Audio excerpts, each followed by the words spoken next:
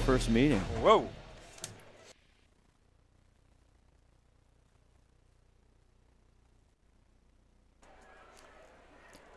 Welcome to Veterans Memorial Stadium. Friday night lights, Monroe Bearcats, Glacier Peak Grizzlies. It is big time Wesco 4A football. Scott Ohsman along with Tim Boyle. Tim, how are you? Fantastic, Scott. But I'm about to get over it. Any better, it'd be illegal. What a game tonight. This is the clash. We knew the gauntlet. Glacier Peak comes out with a victory last week, barely. Had to come back 10 down with 4:40 left over Jackson 37-31. But, boy, another huge test tonight against the Bearcats from Monroe 4-0. Oh, yeah, and we just calmed down from our last week with all the excitement. And this week is the middle of the gauntlet here. You know, we got 3 games in a row. We had Jackson last week. We got Monroe this week. Next week we got Lake Stevens. So just we're kind of right in the middle of this. And we're inside. We're inside. We're back at the friendly confines. I just got back from Everett Memorial Stadium picking up all the papers that we lost, all the stats and everything else. Yeah, they called us back for cleanup. Yeah, that's right. Hurricane Hugo. So tonight, Glacier Peak, Monroe, first time they have ever faced each other. I couldn't believe that. I read that a couple times just to make sure, but I think that is correct. Glacier Peak, first time in the 4A in their short history of 9 years. And Michael Bumpus of Monroe, boy, he's got these things cranking. And I don't know, you and I talked. I'm not sure they shouldn't be in the top 10 in the state, according to Seattle Times. They're not. Yeah, it's surprising. Well, part of that is because there's so many good teams this year. You know, you got the Bothels and the Lake Stevens and Glacier Peak. You could even make an argument that they should be somewhere up in that range. But there's just so many teams this year. So it's difficult. I think they get by Glacier Peak. They probably do go in the top 10. And for Monroe, really, they're 4-0, and they last week coming off a big win off Cascade. But their signature win, if you want to call it, is over Mount Si, and that was a huge win, 19-7. Yeah, at Mount Si. Exactly. That is a huge win. Mount Si, obviously, that's been a team that Glacier Peak just has never had an answer for. We've played them a couple times and in the playoffs and just haven't been able to get by, and they've been kind of – the last one was a very lopsided victory. But, that's a big win for Monroe. The other 3 we're not really sure about, Cascade and there was Meadowdale. They beat up on Meadowdale pretty hard. And 55-9, then Mount Si again, that 19-7, Kamiak, and then last week a big win, 52-7 over Cascade, and they're coming back. As you see, the captains now, Tim, shaking hands, and we'll get ready. We do have our official. We'll get the coin toss for you. Our referee tonight, Steve Jensen. Guys, tonight's officials, Dave Sather will be in the middle. Pat Sievers will be the back judge. Ross Noe is on Monroe's sideline. Joel Taylor will be on Glacier Peak sideline. Congratulations, you guys. This is where you want to be, okay? Right here. So congratulations to both teams on a great first start of the year. So let's finish it off the same way tonight as how you guys have been playing. You guys count for a reason. You guys are the leaders of the team. If we have any questions, we're going to come to you guys. If you guys have any questions, make sure you guys come to us. Okay, we good? Okay. If he did his job, you're calling it. Did he do his job? He did. It's his first time, so he did good. Okay, head and a tail. What are you calling? Said heads. Okay, Monroe is called heads. I'm going to let it land. Heads he calls. Tails it is. Glacier Peak has won the toss. Going to elect to kick, receive, defend a goal, or defer until the second half. Okay, Glacier Peak is going to defer. Monroe won the toss, going to, okay, what way do you guys want to kick? That way? Okay, so Monroe's going to be down here, Glacier Peak's going to be over here. I'm going to use you. Okay, guys, shake hands, good luck. Okay. All right, well, as you saw maybe in the picture, you heard that Glacier Peak won the toss and deferred, but number 24, the captain, Colton Bunt, he's not wearing a helmet or pads. No, and that's gonna be an impact tonight.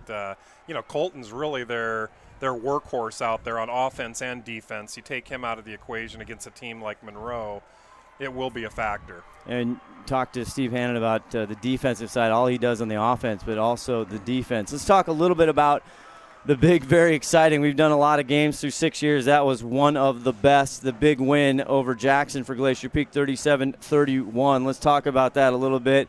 Nerve-wracking. You talked to Steve Hannon. We will tease that a little bit. He talked about it wasn't exactly an exhilarating win for him, but tell us a little bit about that game. And part of that's because they gave up some big touchdowns, and Glacier Peak had to come back. Hey, they were down 10 points with 4 minutes and some seconds left in the game. They showed a lot of heart coming back with that little time, and they just never gave up the whole game. It was kind of back and forth the whole game, and quite the excitement. The one I think on the Hannon side, we talked about that earlier, there was 22 penalties in that game, 19 of them on the offense. So, and talking to one of the coaches who wishes to remain anonymous, they weren't very happy about a lot of those. A lot of those penalties apparently were phantom calls. You and I didn't see them up here, that's for sure. Never do. So sometimes we do. No, we do. 19 on the offensive side for 135 yards. Nothing more costly than the bunt touchdown being brought back. And that was one of the calls where they're not sure where there was a hold on that. So they'll have to clean that up tonight. They won't be able to have 22 penalties and beat Monroe. I can promise you that. Let's talk now about the Monroe Bearcats coming in 4-0. They went deep last year. They have such star power themselves. Zach Zimmerman, one of the top quarterbacks in the state, part of the Northwest 9 as well. And J.J. Jerome, the back that is just a power-pack punch. He can do it all. Yeah, so tonight they're going to need that. The defensive line was very stingy last week. They only gave up 24 yards and 24 carries, so they held them about a yard a carry, essentially. I don't think they'll be able to do that tonight. But if they could do something like that and contain Jerome, they can win this game. Talking to Hannon earlier, we'll put Hannon at, we did a Hannon's huddle tonight, so we'll show you that. But talking to Hannon, he basically saying that they've basically got 7 guys just eyeballing J.J. Jerome. And talk about the GP defense quickly. It's kind of going to lead into our keys to the game. They are tethered, tattered, banged up. Last week, not only the penalties, but a lot of injuries, not only bunt, but a lot of the kids are just banged up. There's been colds going through. I think I caught one. I wasn't even in the state really most of the week. So I tell you, something we forget about is that Jackson Schwim and Joel Plank, they were starters. They're out for the year for various reasons. Oh, yeah, they are so banged up. They've been on like the Baton Death March or something. It's just unreal how banged up they are right now. So, Colton's obviously out, and you just talked about Schwim and Plank, but then there's half the rest of the team are all banged up and taking ice baths and doing all that. So it's going to be a little rough. All right. The keys, as you see, Glacier Peak coming out. Let's start with Glacier Peak. They're the underdog. Both Steve Willits of Sound Live Sports Network, also the Prep Chatter, has a great interview this week. If you haven't seen heard the podcast with Baby Z, with Aiden Ziomas, and a ton of other great coaches and kids and all those things, but they're the underdog. Both Tom Lafferty and Steve Willits, they pick Monroe over GP. Not, if I'm looking at it objectively, that's not a bad pick. Yeah, I would definitely say they're the underdog. And, when we were talking about this earlier today, Glacier Peak needs to come up with a win when they're the underdog. They really haven't done that in their history. So this would be a great night for GP to come out and prove they can actually win when they're the underdog. Because they've faced Bothell now 3 times, Bellevue 6 or 7 times, the Mount Size, and they just have never been able to come out with a victory on these teams when they're basically kind of the underdog. So it would be huge if Glacier Peak can actually pull this out. And what are the big 3 keys for GP to come out victorious tonight? What do you think they got to do? Well, I think for GP, I think they're going to have to control. If they can control the line of scrimmage like they did against Jackson, that would be huge. I think it's going to be a little more difficult there. Obviously J.J. Jerome's a phenomenal runner. Hannon was saying he's kind of like Marshawn Lynch the way he runs, and but we're gonna do Hannon's huddle. Yeah, one of those keys. We'll get back to the other 2, but right now let's go to defensive coordinator for Glacier Peak, Steve Hannon, in Hannon's huddle. All right, here we go. Tim Boyle here with our good friend Steve Hannon for our highly anticipated edition of Hannon's huddle. Steve, first, congratulations on the big win last week. How was that? Frustrating. It was a frustrating win, but a win's a win, and you learn from it and you move on from it. Hopefully something like that doesn't happen here tonight. Well, now you move on and you got another really tough game. You got a stretch of 3 really difficult games. And now they got their quarterback, Zimmerman. They got Jerome as a running back. How do you prepare for this tonight? Well, number one, this was the exciting part of being in this league, is that we knew that every week it was going to be a war, and we were going to have to go to work really hard, and the kids were going to have to be focused if we were going to come out with a win. So how do you stop number 2? You wrap him up, you try to hold on to him, and you ask for help. So we're going to have a lot of silver hats flying to the football to bring that kid down. Yeah, well, and last week, in fairness to your defense, they had like 24 carries for 24 yards. Can you be that stingy again this week? Well, if we are, we win. If we are, we win. I don't expect that to happen. They're a much better up front. They're big, strong, fast kids up front, and the running back's bigger than any of our defensive linemen. So I don't expect that we'll do that well. If we are, and if we do, well, then we're going to beat them.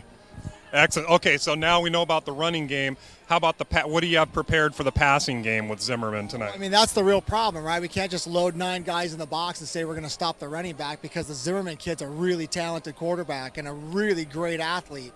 So, we're going to have to play our coverages and play our defenses, and when we figure out that we can't do this and stop them, then we're going to have to try something else. So we've got 2 or 3 things in the bag to pull out, depending on what's working and what's not.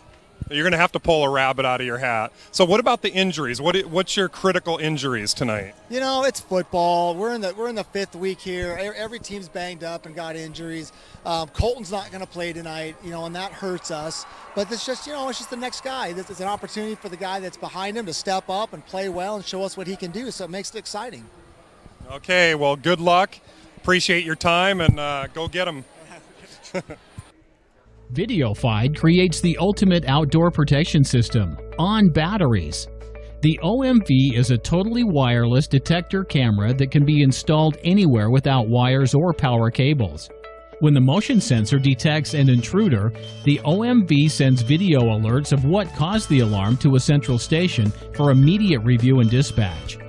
VideoFide delivers faster police response and protects remote assets by helping law enforcement catch the bad guy.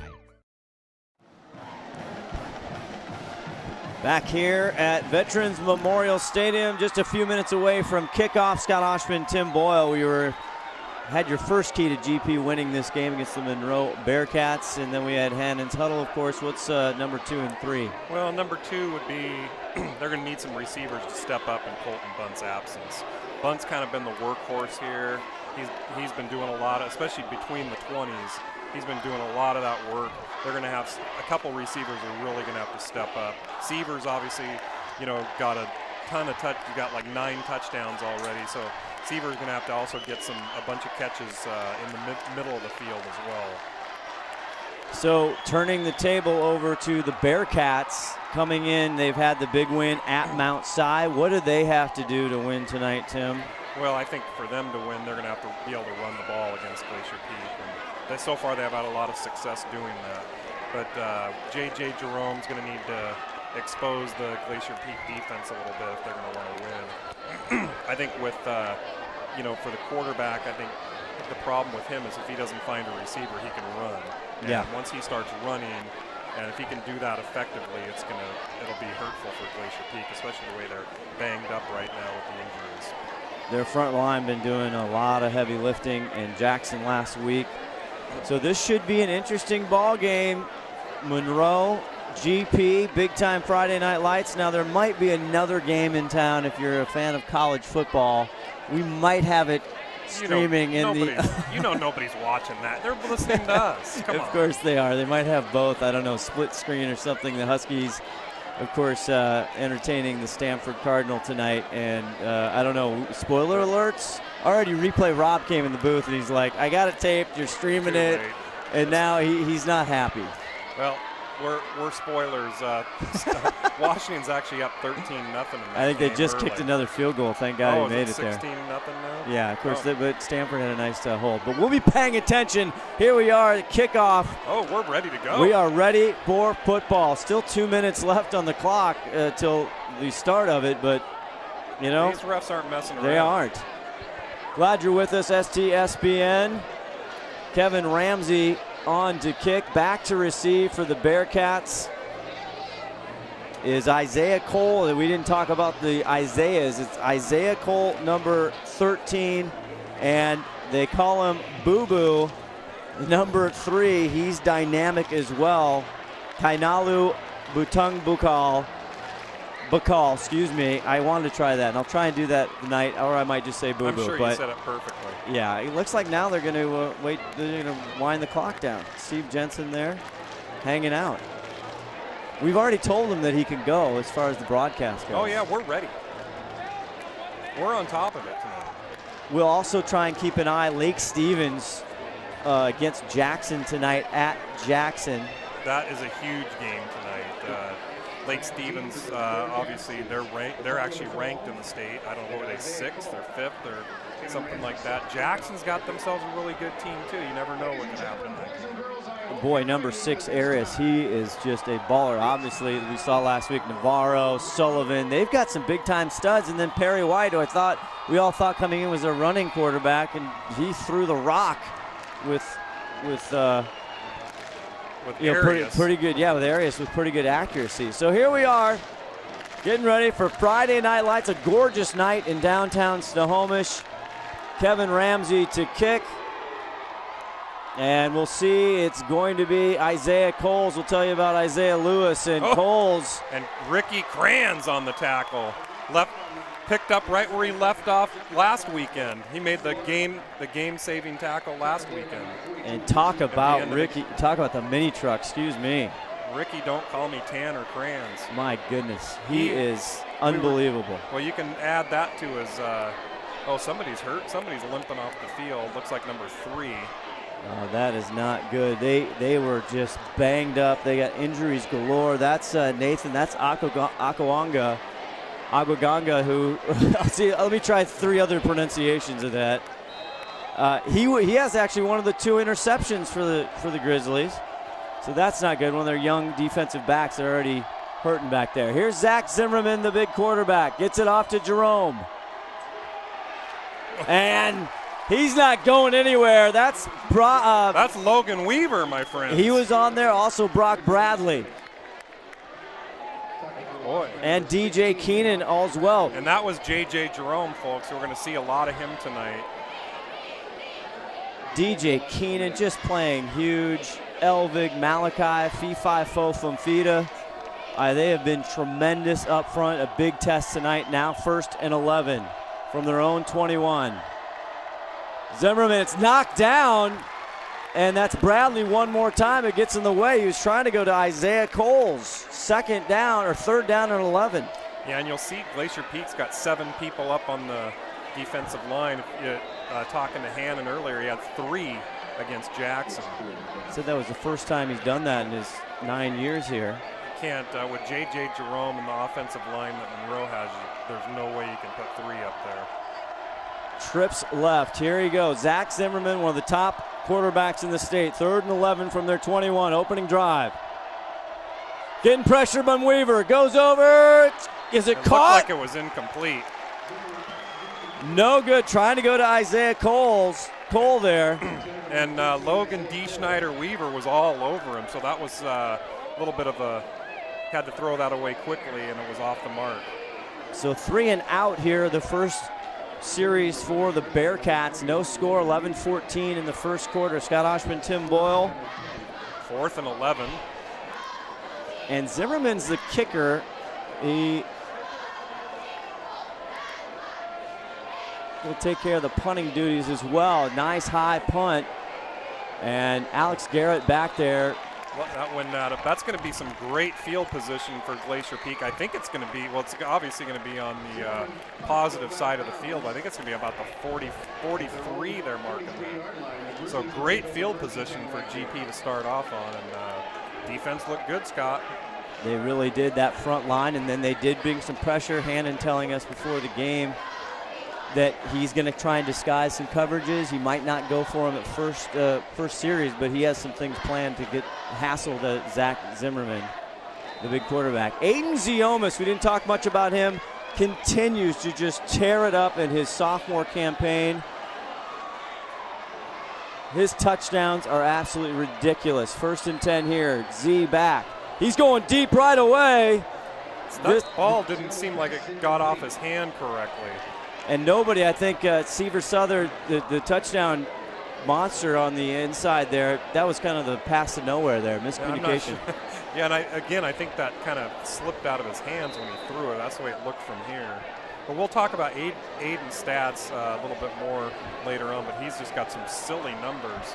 He's got video game numbers. He really does. Now. Had his first 2 picks of the year last week. Here's 2nd and 10. Ziomas fakes it. Now he's going to try and get over to Kadoma. I think we're getting a 15-yarder on that. I think Baby Z got leveled after the play. Yep, there it is. It's roughing the passer. That's going to be 15 yards, so that's a big break for them. That's going to be from the line of scrimmage, too. We'll let you hear Steve Jensen, our referee, when he tells us exactly, probably confirming exactly what you said, Tim. I don't know. Did you see the number? I didn't see who got him. You got to talk about Josh Jerome, number 55, as we wait for Jensen. It was number 72, I think. Number 72. The wedge said. We just took another look at that. We'll look at it one more time. So that's going to, instead of being 3rd and long, that's going to be 1st down. And that's show it again, Todd. Cody. Oh, yeah, that's blatant. That's Cody Schwint, the senior, one of their big studs on defense. So big call there. 1st and 10 now at the 28. Z getting pressure, going deep. And I don't know, Alex Garrett didn't know what. I'm telling you, it looks like the ball's not coming out. It looks like it's slipping out of his hands a little bit. But he definitely overthrew his target. But he was kind of spotty at the beginning of, if you remember, at the beginning of the Jackson game, he was a little rusty. So he was. Look for him to get into it after a few passes here. He hasn't been too rusty this year at all. 2nd and 10 now on the Monroe 28-yard line. Oh, there's going to be now a there's a false start. Penalties Number killing 69. him. Boy, hopefully it's not going to be like last week where it was like every other play. Anchor Graves, the junior there, I think getting caught that time. That'll push him back. Yeah, these procedure-type calls have just plagued them so far. That left side, Ricky Baker, number 54, the junior, he's been tremendous so far. 2nd and 15, the 33-yard line. Here's Baby Z. This time he's going up. It's almost intercepted and should have been maybe. I think Seaver might have knocked that out of his hands at the last second. Seaver ends up being a defender on that play. But boy, that ball was off the mark too. So Baby Z a little rusty. That wasn't anywhere close to Seaver. Blake Bingham, the senior cornerback there. Boy, he wants that one back. You're right. Seaver did a good job breaking it up. It looks like not only maybe rough out of his hands, but the timing is not right. They're not on the same page here. 3rd and 15 again now from the Monroe 33. Ziomas rolling. Looking. Now he's got trouble and he goes down and he gets a little extra oomph there, and that is number 72, Cody Schwint, the senior. That's what you call a coverage sack there. There's just nowhere for him to go, and they finally get to him. So interesting. Are they? I was going to say this is 4-down territory, but that's when they were back down. Now they've lost 8 yards. 4th and 18. They're actually going to go for it. They need to get to the Monroe 18-yard line. Now Ziomas might just sit back and punt, and that looks what he's going to do, try and pin it, and he does. Now they got it. Kadoma racing down, trying to down, and he does. And he get a 1-yard line. His feet, I wasn't sure if the ref was going to call that a touchdown, touchback, because his feet were kind of in the end zone. Actually, that's a heads-up play by Glacier Peak. I'm surprised that Monroe didn't have somebody back there for that, because they just gave it. Now it's going to be on the. It's on the 1-yard line. No running plays there that last series. So pinned back is the Bearcats. And we'll see if they try and get the big boys up front, and they give it to Jerome now. Running package. Here's Jerome, finds some room, and he makes it all the way up to the 10-yard line. Gives him a lot of breathing room before Ricky Kranz and Weaver bring him down. Yeah, Ricky came from behind and got him, but that was key there to get him away from the, they were like about the 1-2 yard line back there. But you're right, now they got a lot of breathing room. 2nd and 1. And now Zach Zimmerman with Jerome. They're talking about it.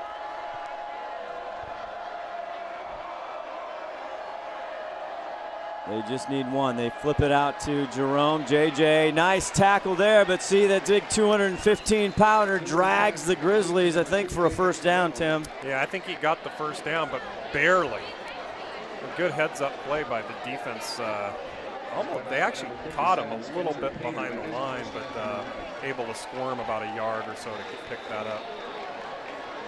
Started this one from the 1-yard line. 9 minutes, 13 seconds left to go here in the first quarter. 1st and 10 at their own 14-yard line. Now Boo Boo back there with Jerome. Zimmerman, it's caught by Cole at the 20, makes a good move, eluding tacklers, finally out of bounds, but another Bearcat first down. Yeah, actually he made about 2 or 3 good moves on there. A few people had a shot at him, and enough to get the first down though.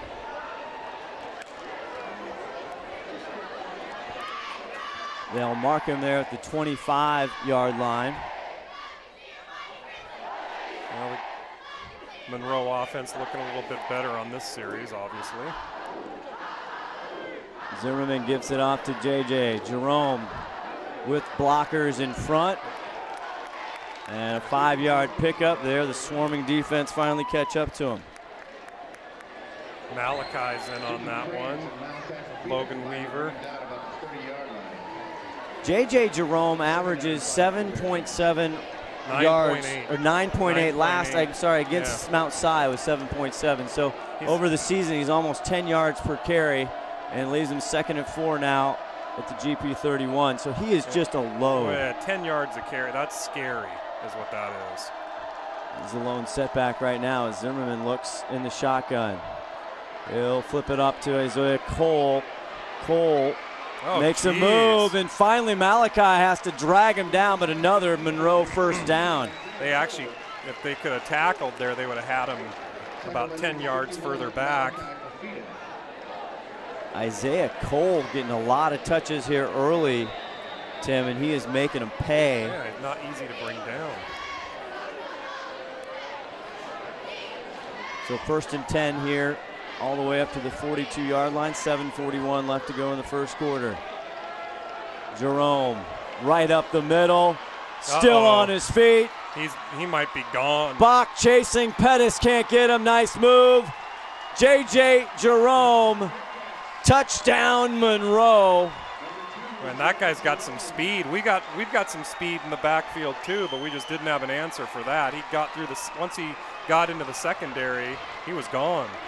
58-yard run and touchdown for J.J. Jerome. Now, what did we just talk about? He was averaging 10 yards a carry, and that's probably going to bring him back up to those silly numbers. And they were pinned. They started that drive from the 1-yard line. And here's the extra point, and Zach Zimmerman, the quarterback, also takes care of the kicking duties. The hold, the snap is good. The hold is good. It's up. And with 7:25 left to go, Monroe strikes first, 7-0 over Glacier Peak. STSPN Friday Night Lights, come on back. Clogged drain? Other plumbing problems? Call Action Jackson Plumbing for 24-hour service.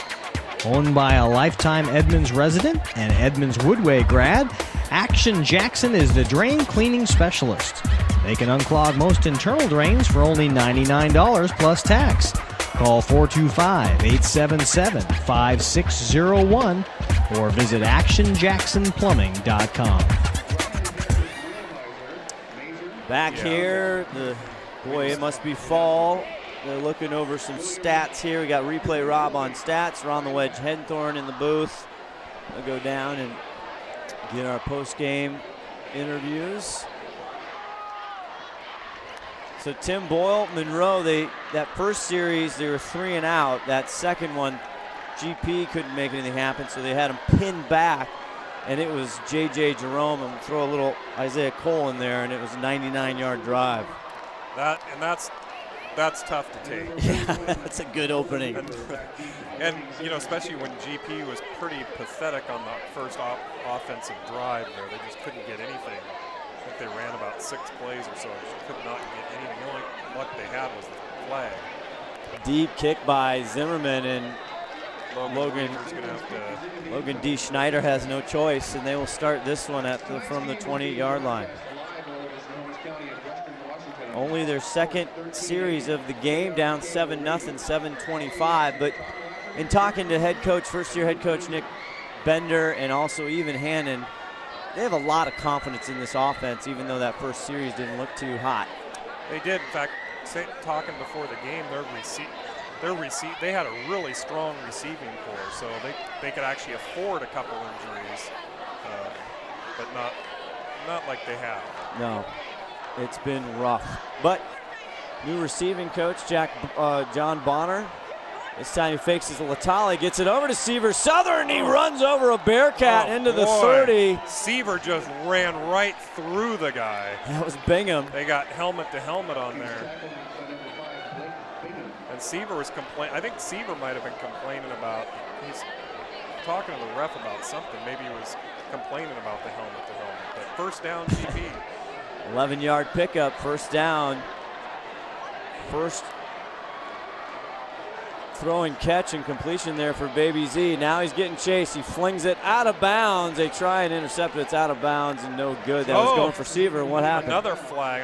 Didn't see that. It came late, so it's going to be some type of personal foul. Came really late. Have to see what's going on. Our head referee. Illegal man downfield is what the call is, so that will go against Glacier Peak. And those penalties, 19 last week for 135 yards. You're going to beat a very, very good Monroe team. You cannot have these type of penalties. No, in fact, even if you had half of that, it's going to be a problem. Call me Captain Obvious. Thank you. I was waiting for the cue. Thank you, Todd Elvid, the 5-tool player. Finally, somebody. I don't know if Mr. Jensen turned his mic on, but Wacom. They might have declined. That could be. Oh, it was illegal hands to the face, I think. That's first and 15, nonetheless. Ball on their own 26-yard line. Ziomis, Latale to his left. And they get it to Latale. First time for Latale. He had a great game last week, and he bounces out of bounds. Nice pickup. Billy Latale. Get some of those yards. And they ran to the short side of the field. He kind of ran out of real estate there. But good job getting probably about the 5 back. Billy Latale coming into tonight this season. 303 yards on 54 carries. He's only got 1 touchdown. He's done a lot of the work in between the 10s, but 2nd and 10 at the Glacier Peak 31. Ziomis. Now he steps up to run. This is what he's doing. And he slips. Lost his footing there. He actually, if he would have slipped that tackler, he might have got another 10 yards on that. And he has been running quite a bit through the first 4 games. Brings up a 3rd and 6, a manageable 3rd and 6. He's got 189 yards, 27 carries, and we saw that just the first game of the season. Well, he's their 2nd leading rusher for the team. 3rd and 6, as you said, at the 35-yard line. Ziomis trying to go for Seaver again, not on the same page at all, incomplete. I don't know if that's just a misread, but yeah, they're just not even anywhere near. Seaver looked like he was going downfield, and Ziomis wanted to throw about a 7 or 8 yard pass there. 4th and 6. Ziomis still out there, but he punted last time. So 3 and out on their first series. And yeah, I think they're They were lined up like they're going to go for it, and I think they thought better of it. Well, they call a timeout, their first of the evening. 6:15, Bearcats up 7-0 over GP. We'll be right back. You're watching Glacier Peak Football on STSPN.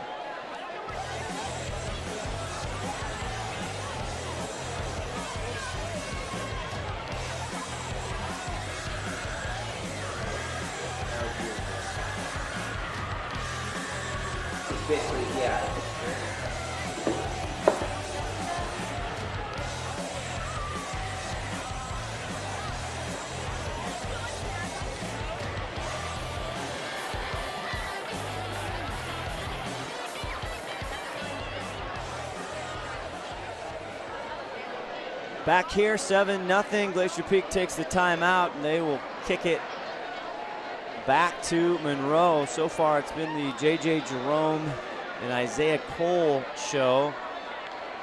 J.J. Jerome with a 58-yard touchdown run on the last series. Here's kicker Kev. Gets a punt.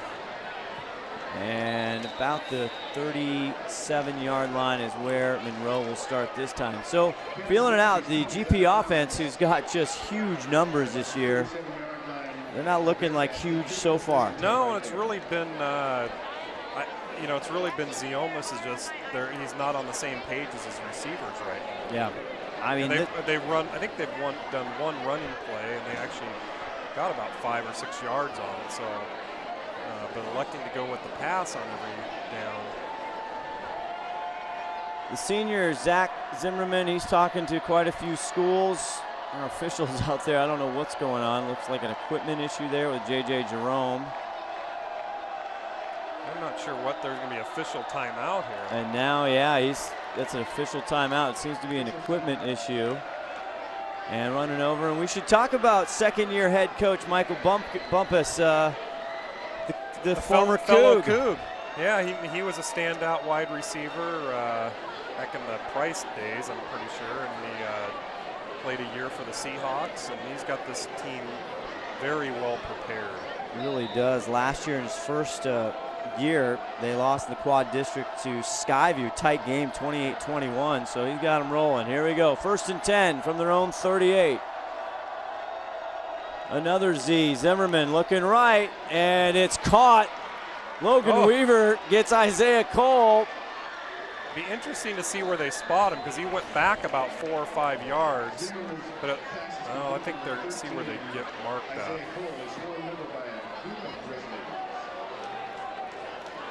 Well, Weaver was in the lane, the passing lane, and he didn't. It kind of went right behind him. Let's take another look at it. And Isaiah Cole, he's a load himself. It takes several GP players to get him down. We've got him 2nd and 7 now from their 41-yard line. 3rd series for the Bearcats, 4-0 and on the season overall. Yeah, and there's an offsides. Again, penalties. They didn't even hesitate on that one. It's definitely against GP. Now that makes it 2nd and 2 instead of 2nd and 7. Whole different ball game there. And last week, 3 penalties as well for the defense, 27 yards. So penalties. 5:09 left in the first quarter. 7-0 Monroe.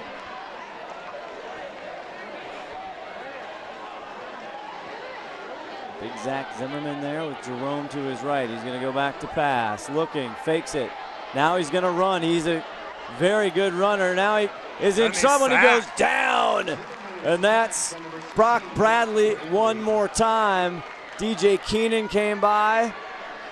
And they almost had him a couple times previous to that. So great job with the stick-with-itness. The stick-with-itness. That's almost like scramblability. It is. It's very similar. They do get Nate Shaw back on the defensive side and also the offense. So 4:21 left in the first quarter. 3rd and 7 for Zimmerman. Going way back, set the screen for Jerome. Jerome. Oh, no. 1st down and more. Into GP territory. What a great call there at 3rd and 7. That was a great, and they had all kinds of pressure on Zimmerman too, but he just keeps his composure, dishes it off to J.J. Jerome, and he makes him pay. Boy, they took that screen, that bait there, hook, line, and sinker. Well, that's the problem. You come after him with five guys, and it's going to leave some people open. 18-yard pickup on that one. 1st and 10 now on the GP 41-yard line. Monroe starting to get going here, the big running game. Back to pass, fakes it, goes over. It's caught by Isaiah Cole again, and Cole on his horse. To the 10-5, touchdown, Bearcats. Oh, this could be a long night for the GP defense. And it looked like two of the defensive backs just got swept off their feet right about the time when he caught that. Great downfield blocking as well. Yeah. 41-yard catch and run into the end zone for Isaiah Cole. Zimmerman on for the extra point. Isaiah, who he just got the pass from, is down to hold. It's up and it is good. Zimmerman's got a nice leg there. He does. Could have been a 50-yard field goal there. So 3:37 left in the first quarter. Glacier Peak on their heels right away, down 14-0. Don't go away. We'll see what happens. 3:37 left. You're watching STSPN.com.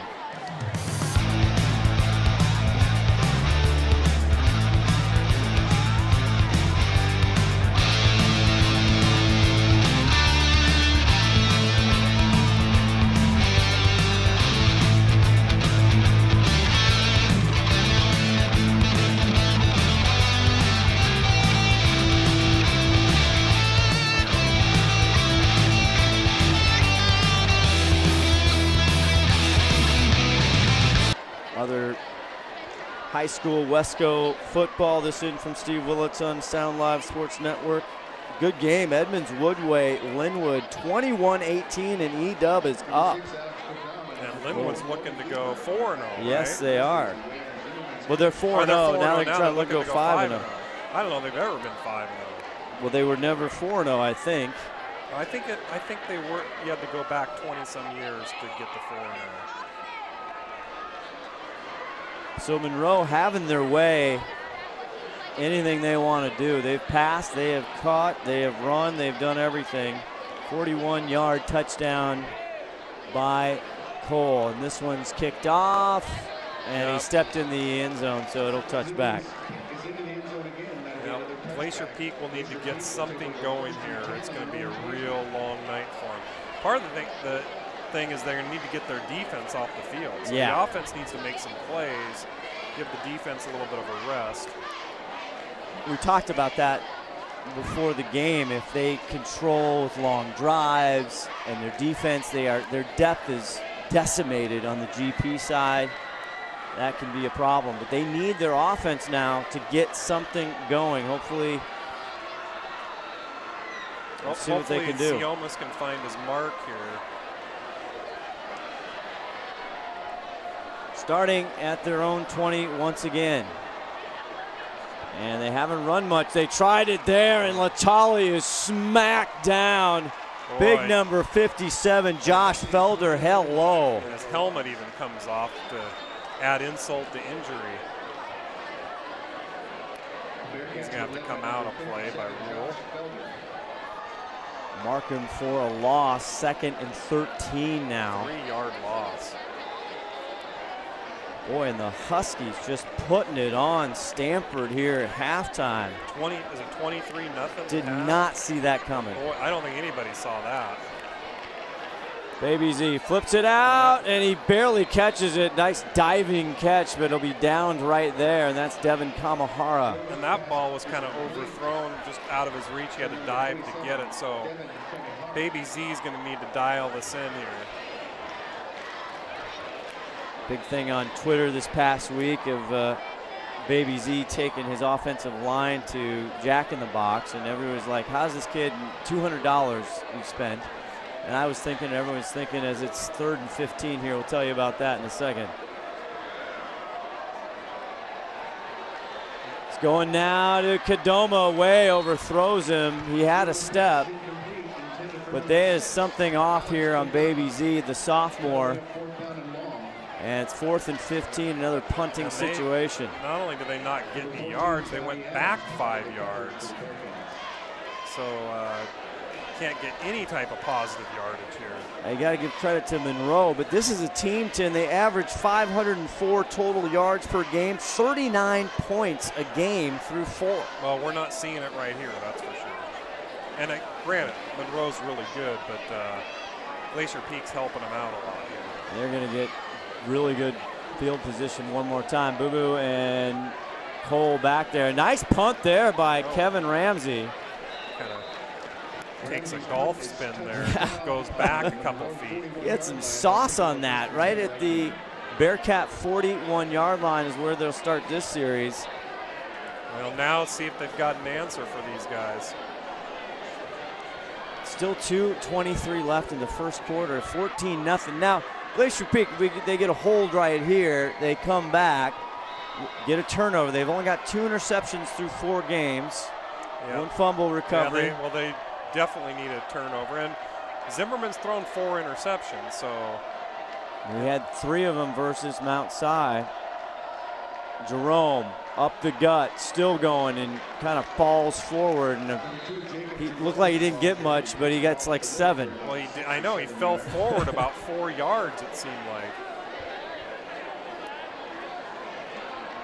Big number 62 up front, Nathan Mead, the junior there. They have some big, athletic, strong kids up front too. Just under 2 minutes in the first quarter.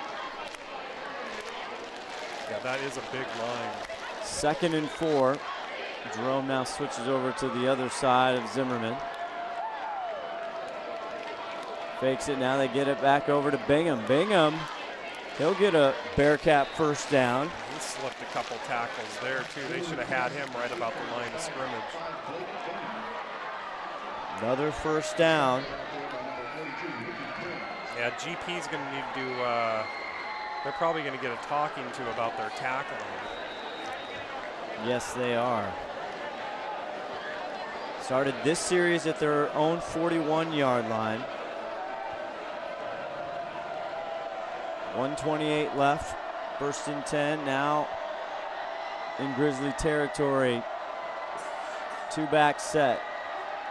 Zimmerman, Jerome sweeping in chase, and big tackle from a big guy. The flag is down. Jacob Elvig. And he tackled him with authority. See what the flag is. Let's see if we can get Jensen's mic up. Nope. It's going against Glacier Peak, though. I'm not sure what the call is.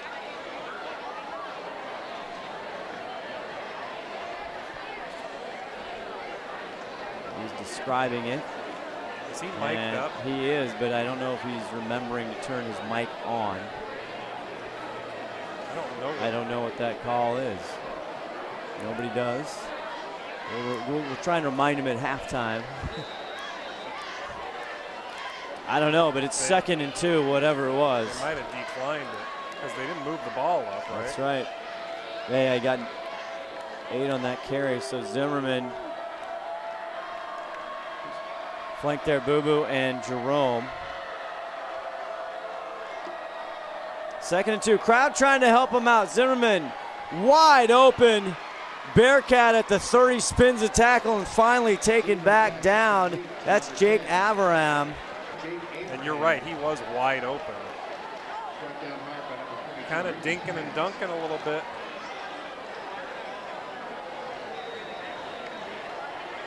Another Bearcat first down. This Glacier Peak defense having issues.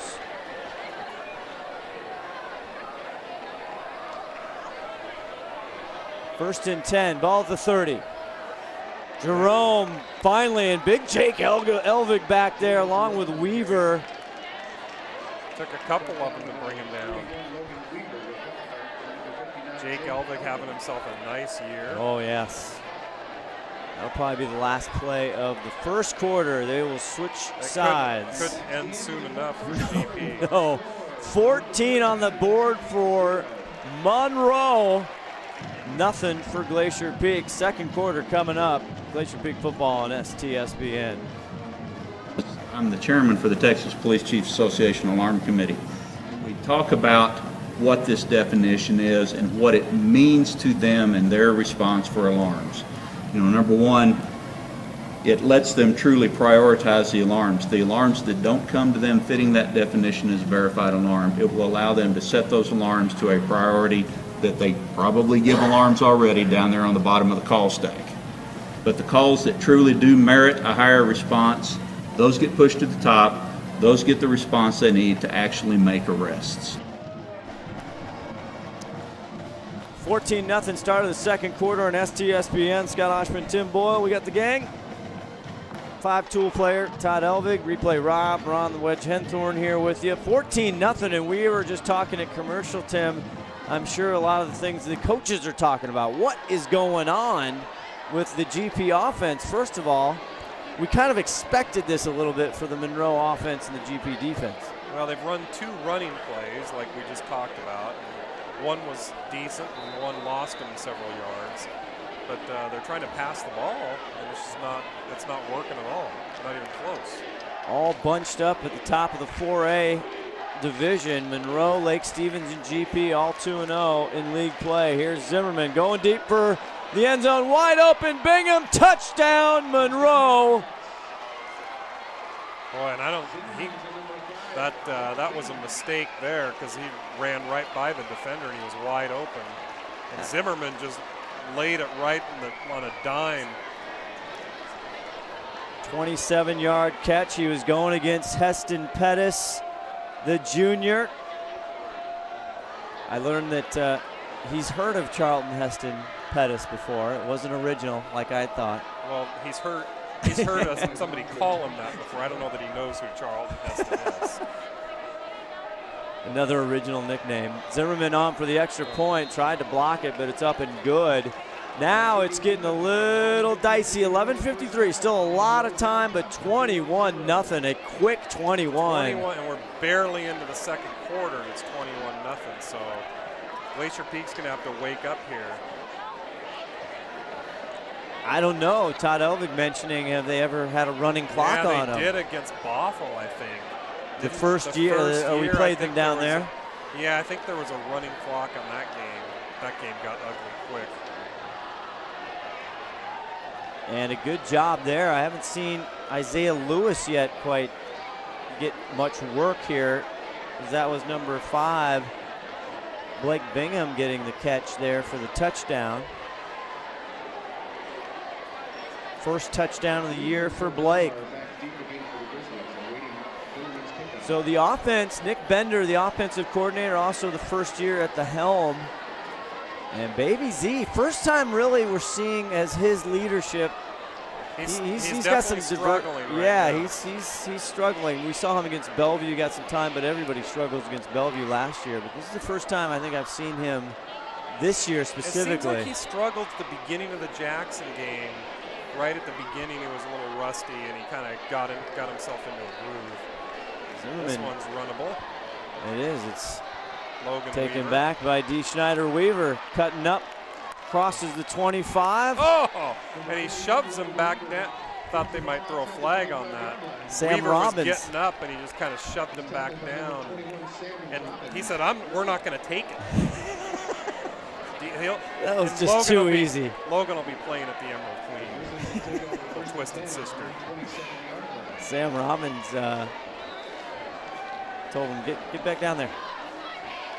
So let's see if they have shaken off whatever that was ailing them for GP. They have never seen, I don't think they've gotten a first down. They did get one first down. Did they?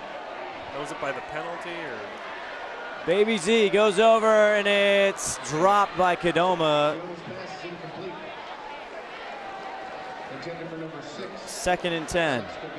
We'll have to get you some stats here, but it's not very pretty right now for the passing game. 2 for 10 is what replay Rob is telling us.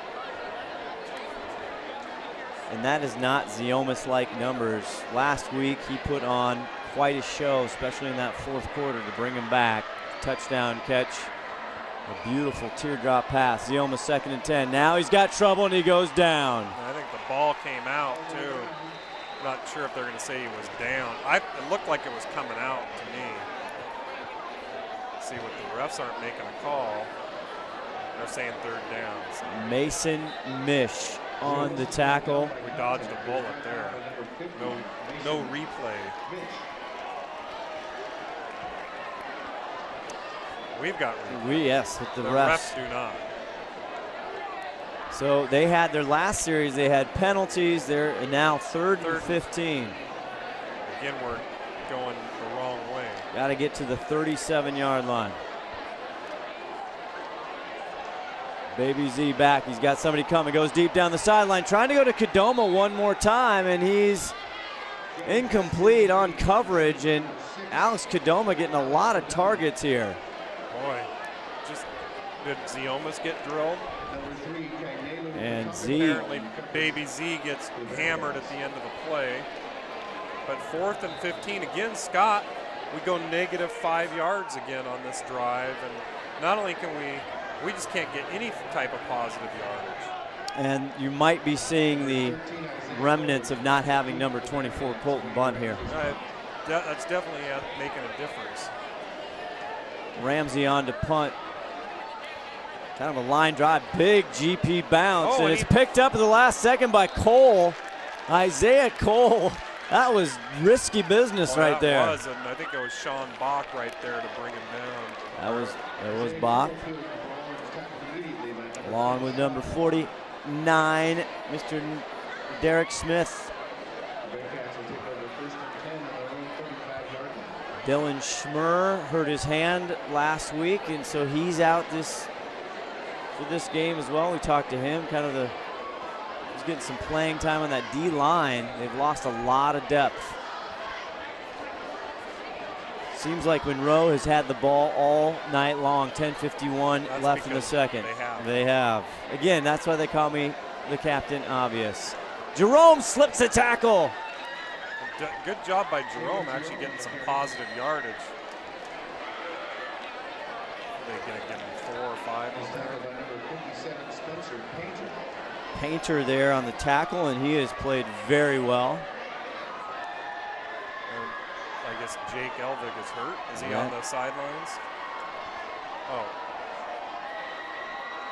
Yeah, Jacob Elvig had a big game last week, another one, but he got tweaked his back a little bit. Again, a lot of these kids are banged up. 5th game of the year. Zimmerman passes it over, and still on his feet is.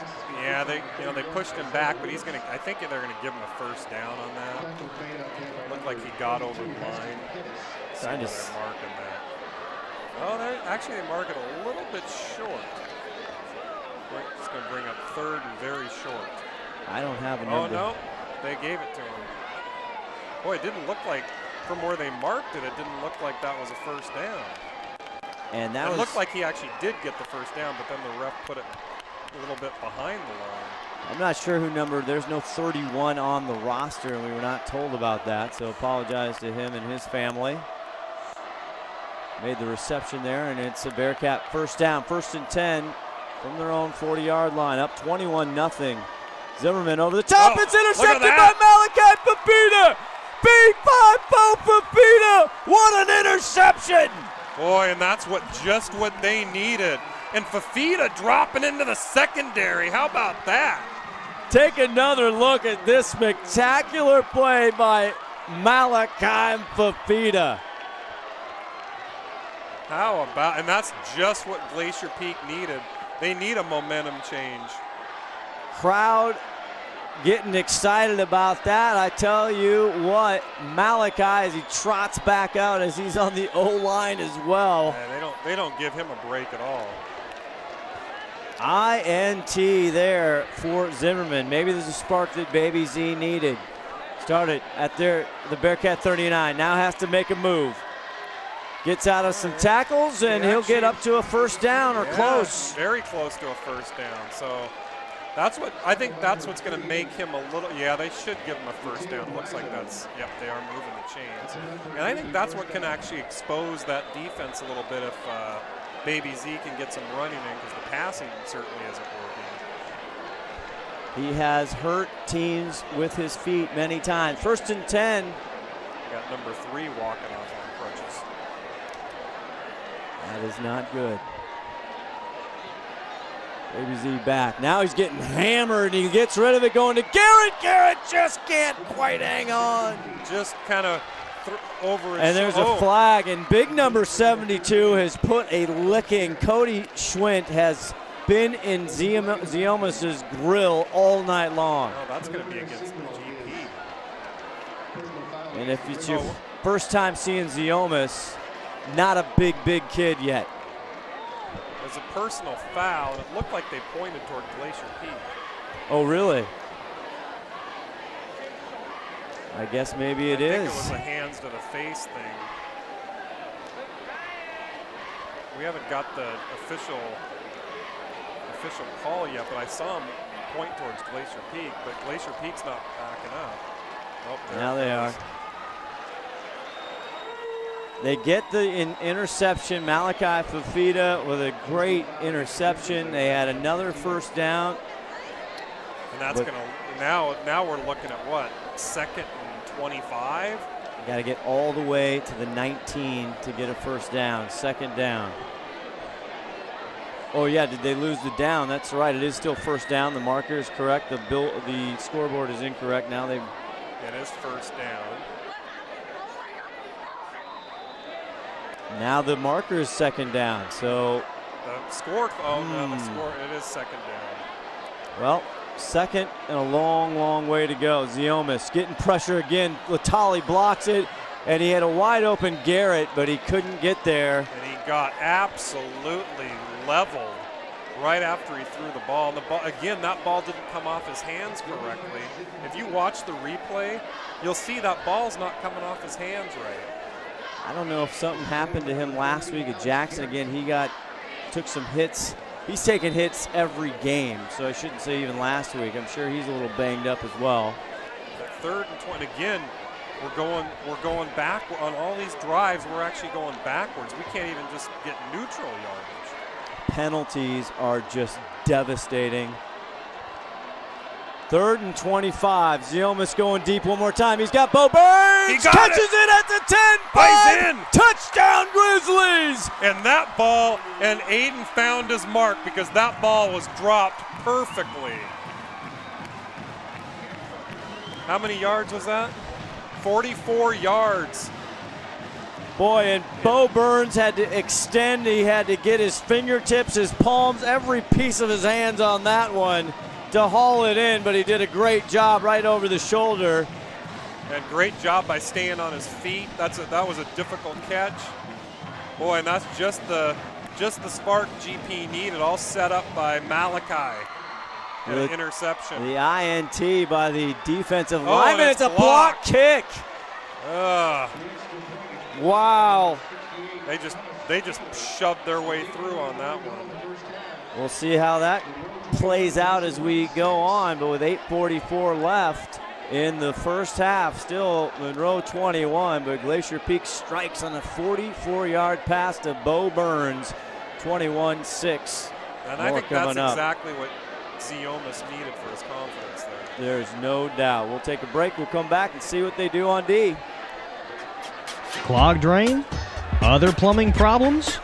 Call Action Jackson Plumbing for 24-hour service.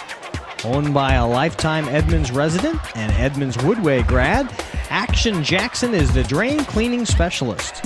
They can unclog most internal drains for only $99 plus tax. Call 425-877-5601 or visit actionjacksonplumbing.com. Back here at Veterans Memorial Stadium, Scott Ohsman, Tim Boyle, and the gang. 21-6. Glacier Peak shows a little bit of life on a big 44-yard bomb. Boy, deep, 3rd and 25. That was large. That was ginormous. Here's the kickoff Ramsey, though, the extra point kicked, and that's where we're 21-6. And Cole drops it. Isaiah crosses the 20 and taken down. Helped up. That little drop on the kick gives GP just a little extra time to get down there, so definitely aids them. Boy, now can Glacier Peak stop him? That is the question. This defense, boy, Malachi Fafita, are you kidding me? I don't know. Did his brother do that? I'm trying to recall if his brother ever got one. Big Mo. I don't remember him getting one like that. It was almost like Malachi knew that was coming. And that was a heck of a, it wasn't right in his breadbasket. He had to kind of reach for that. Keenan! Can he get there? He does! DJ Keenan! And DJ Keenan catches him from behind. Wow. And J.J. Jerome was in full stride, and Keenan comes and catches him. 1 yard loss, DJ Keenan, a lot of big colds. DJ, one of the ones shaking off some illness this week, but There's no way you're keeping him out of the game. Yeah, no. He had a great game last week. Yes, he did. He's played well. Can't tell that he was sick this week at all in that play. Lose a lot of yards. Second 11 now from their own 20. Zimmerman. He's got trouble. Gets through. Runs to the 30. First down all the way out of bounds to the 46-yard line. And Zach Zimmerman, that's what he can do. And he made him pay big time. That's Steve Hannon was talking before the game that the problem is if he doesn't see an open receiver, he starts running, and that's very problematic. You saw it right there. 25-yard run there for Zimmerman. So they had him, a big tackle for loss there by DJ Keenan. Jerome, a rare tackle for loss. They had him 2nd and 11, and Zimmerman, boy, hurts him. 1st and 10 now. Still on their own side of the field, 45-yard line. Zimmerman back to pass one more time. This time he's going deep. He's got a wide open boo-boo, and he drops it. Heston. Oh, and Heston needs to he's going to need to figure that out because he caught a break. That thing went right through his hands. And you saw the nice, just easy drop by Zach Zimmerman. Great release. That was a tough pass across the other side of the field. It was actually a great, perfectly thrown pass. 21-6, 7:46 left to go in the first half. From Veterans Memorial Stadium on the campus of Snohomish. Snohomish got a big game against Everett at Everett tonight. And head coach Michael Bumpus, he wants to talk about it. We'll take a quick break, see what's happening. Glacier Peak football on STSPN.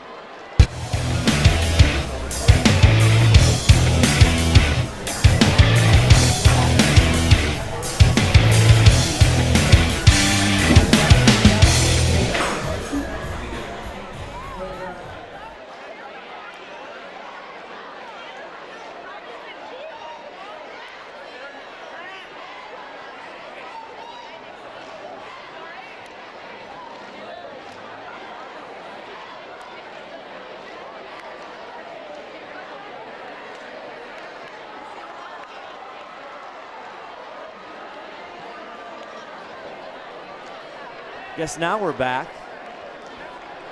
7:46 left. The defense, boy, they have been out there a long time, the Glacier Peak defense. Most of the night. We'll see what's happening here now with Zimmerman. This time he's going to roll. Looking downfield. And it's caught. Big play. A huge play, and Boo Boo makes up for the drop there, and he gets it into GP territory. He threw that ball while he was scrambling, too. To the left, too, to the other side. Very, very composed when he's back there scrambling, too. Kind of a lot like the Boffle quarterback that we saw, Sermon. 21-yard pass completion, a big first down. Clock ticking, 7:29 left. They're up 21-6 are the Bearcats.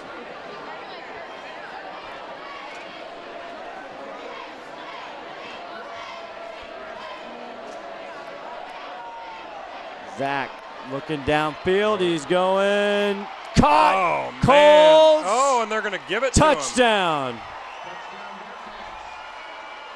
And Slow to get up Sean. is Sean Bach. And that's a tough play to guard.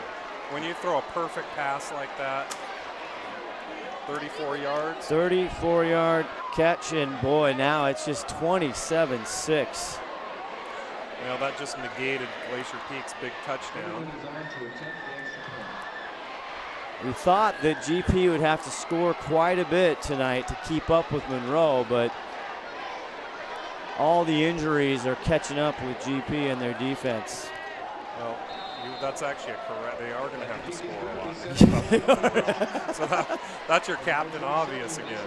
Well, I mean, but he said, you know, they're going to have to, yes, they're going to, before the game, obviously he didn't know. He knew his tattered defense. He's on, you know, his depth is being tested. There's no Colton Bunt. Yep, it's going to be a long night. We'll see. Crazier things have happened. 7:08. Zimmerman easy with the extra point now. 28-6. Monroe, they are loving it. Everybody in the orange and black here in full force at Veterans Memorial Stadium. They're having a good time. Now Glacier Peak gets that touchdown, and Monroe just responds right back with one of their own. Actually, we went back a point because they missed the extra point. So going backwards.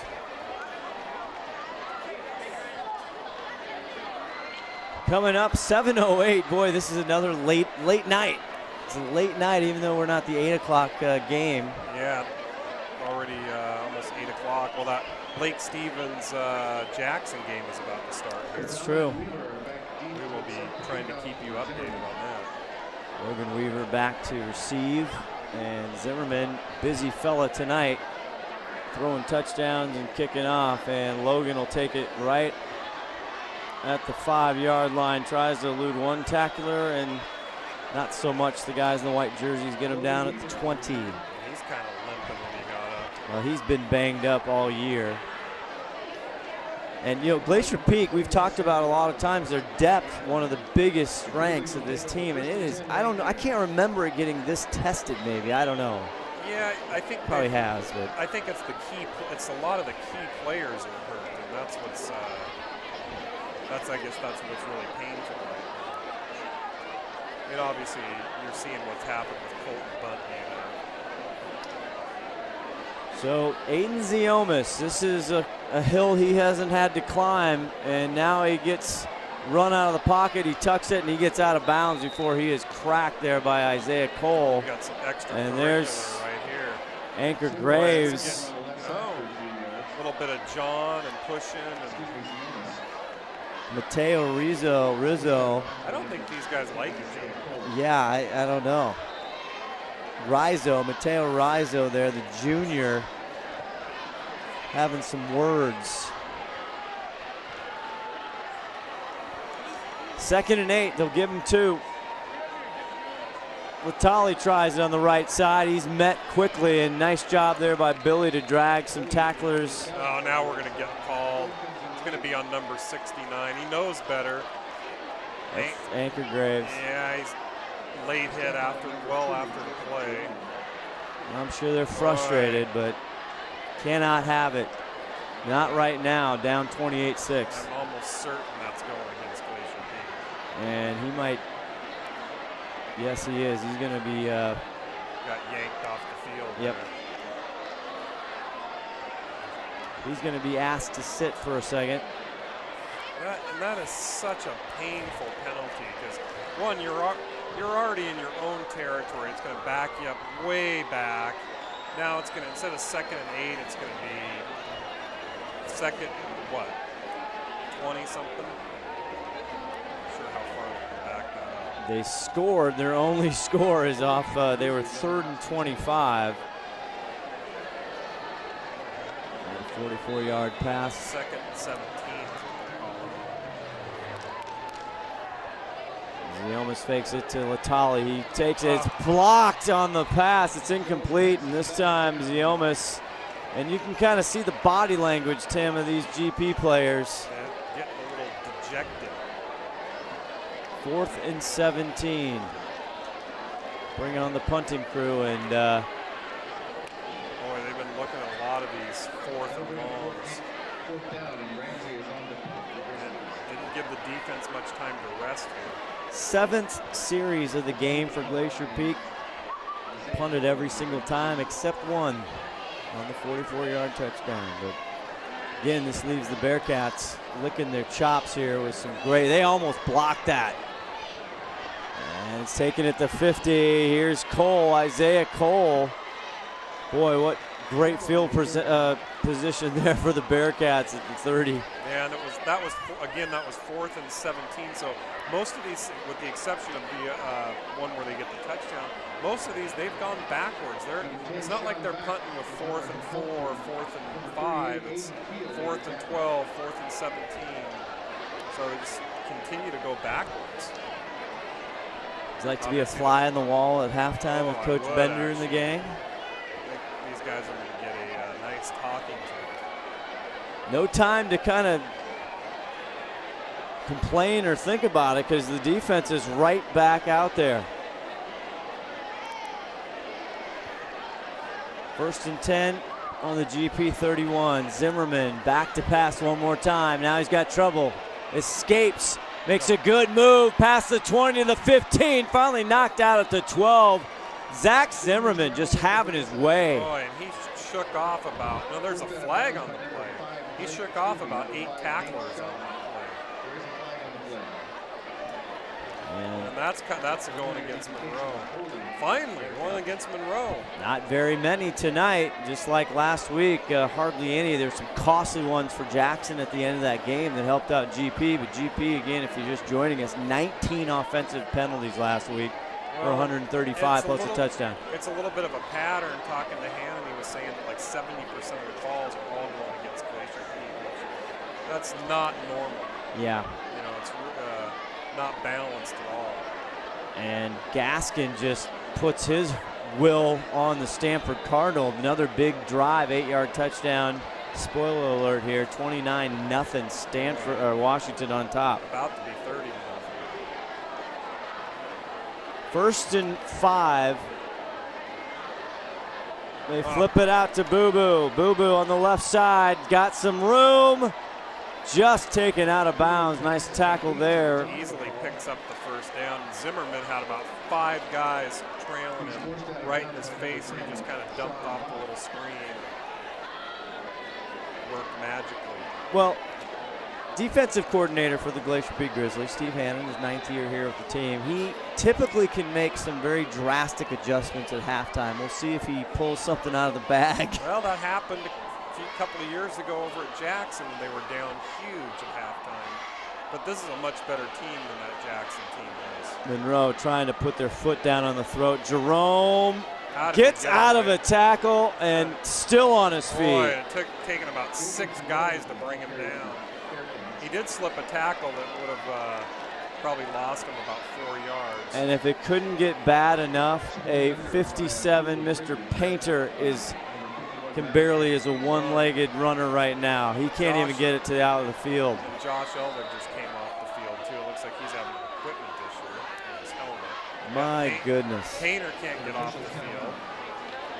It's amazing how banged up I've never seen the team this banged up. I can't recall it either. 70 Downey, who's playing the offensive line, he's coming in.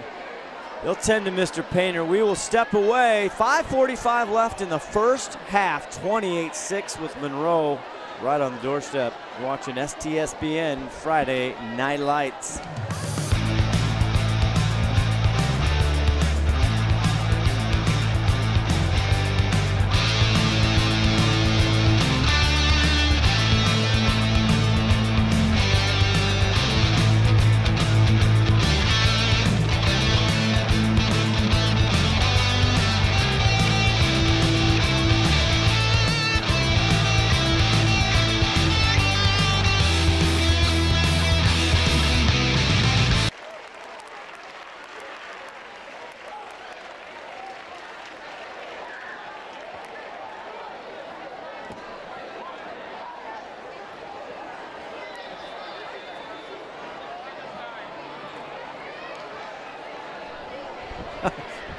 Back here, our technical director, the wedge.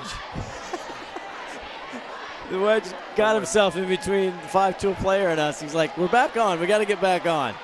Second 11 from the GP14. Zimmerman in and out of the hands. Broken up at the last second by, is that Bo Burns? No, that is Heston Pettis. Heston Pettis, okay. But he was going to the mystery man 31.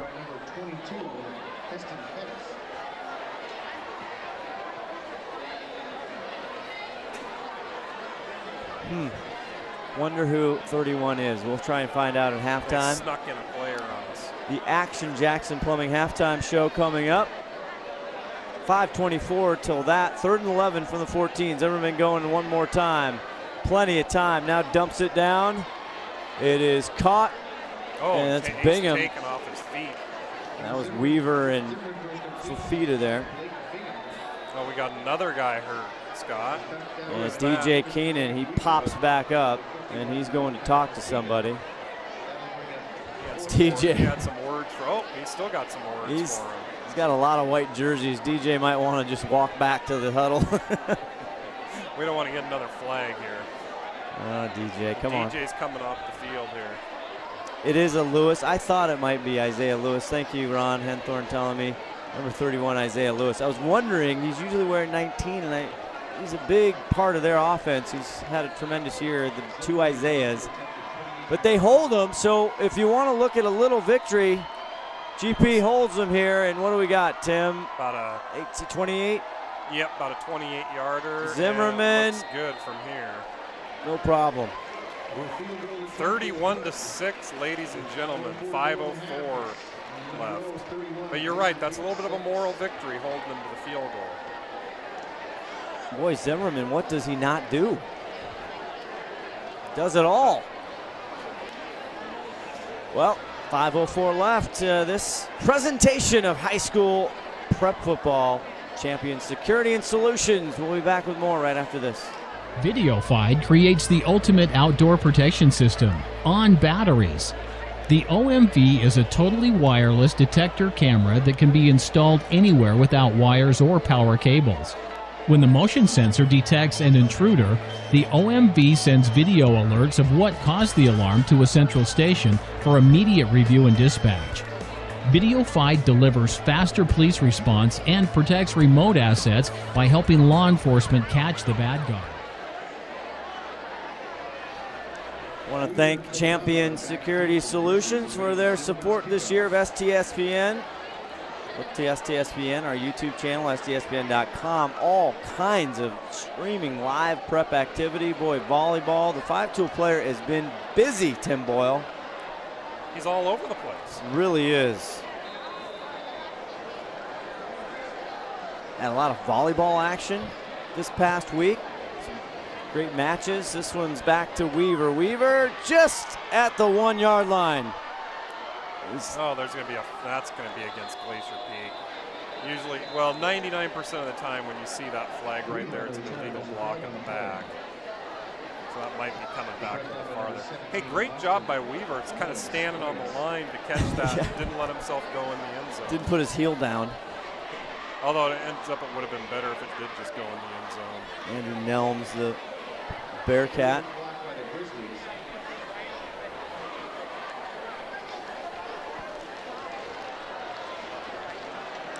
Just under 5 to go in this first half. Oh, boy. Was on Glacier Peak, and they're bringing it back to the 5-yard line. That wasn't exactly half the distance. We'll see if we They can. gave him more than half the distance. We'll try and check our referee, Steve Jensen, his mic, and see if we can get him to. Usually if it's inside the 20, they got to go half the distance. But anyway, that goes back to the 5. First and 10 to the 5. Ziomas in trouble, and he goes down. Boy. That's a safety. Not quite. I don't No, think so. they're gonna. The ball was still outside. His feet were in the end zone, but the ball was outside the end zone. But it's very close. They're going to put it on about the half-yard line.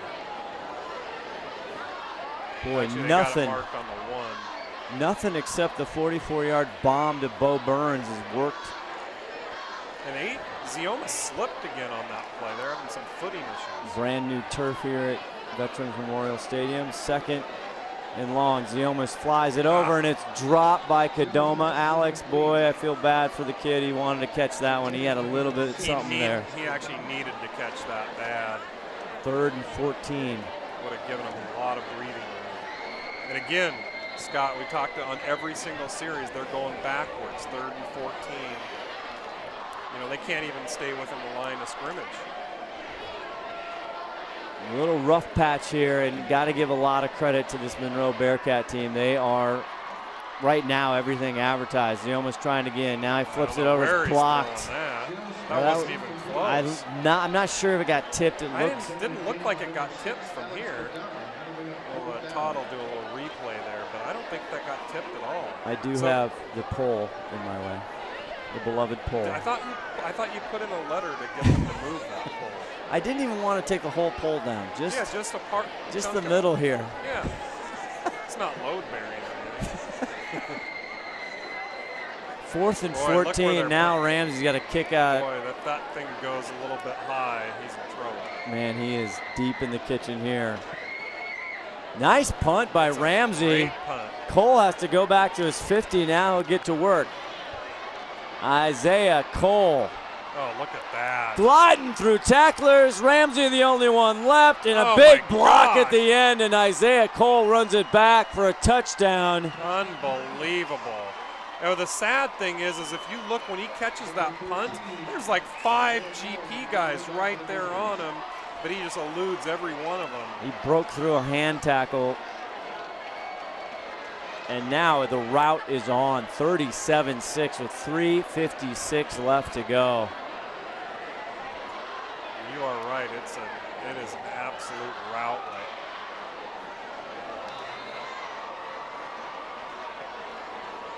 Well, Zimmerman on for the extra point. That didn't take long. And the Glacier Peak offense, that one's up and through and good. The Glacier Peak offense, Tim Boyle. It's anemic. It's absolutely anemic. And every single time they're negative yards on all these plays. So let's see what replay Rob has for us here. I guess we're 3 for 17 for 55 yards passing. Most of that really on one play. Yeah. Oh, that last was tipped. Elvig saying that last pass was tipped. 6 rushes for 5 yards. Obviously, the penalties have hurt. The penalties, I mean, that's something that there's only certain things you have control over. But that is one of them. Yeah, and that's got to stop. If they want to take on, they can't. It's not going to get any easier. They're taking on Lake Stevens, who's a top 10 team in the state. And it's going to be interesting to see how that Lake Stevens-Monroe matchup is going to be a really good matchup. Obviously, this has turned into where it's not so good of a matchup. Nope.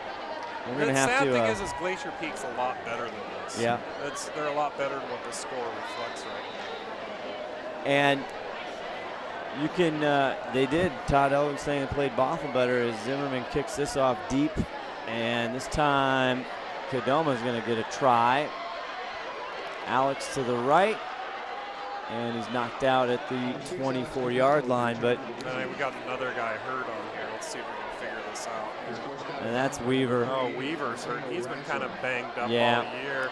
This is really the first game where he's got full, they've been using him a lot on special teams. And that's the special teams is a killer too, because you risk so much injury being on special teams. Well, we'll have to and we're gonna there's Logan. He's walking off. Talk about 2 games tonight. If you're trying to flip back and forth, I'll tell you what, 38-6 here, 30-0 Dogs all over the Stanford Cardinal tonight. Who would be watching that and not listening to us? Well, that is true. I dare to even mention it probably. It's silly to even think about. And your Cougs got a big test. They do. They're at home against Oregon tomorrow night.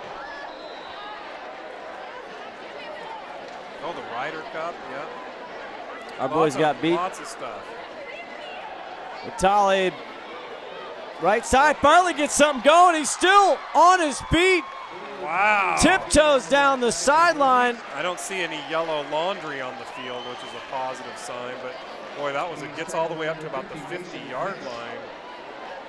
They're going to mark it at the 48. 25-yard run. Boy, that's been a long time coming. Been rare tonight. Yeah, they haven't really been rushing the ball much. Maybe they should be. They hand it again to Billy. Right side. This time he's stuck, but he still keeps moving. He'll gain 2 yards. A tough 2. Boy, he got tackled hard. These guys, these Monroe guys, they're corn-fed out there. They are not playing. I tell you what. Man. Take Highway 2 out to the fairgrounds, and from here they're only, what, 7-8 miles? Or 11 miles from Glacier Peak. Now, you're a native. Is it Monroe or Monroe? Monroe.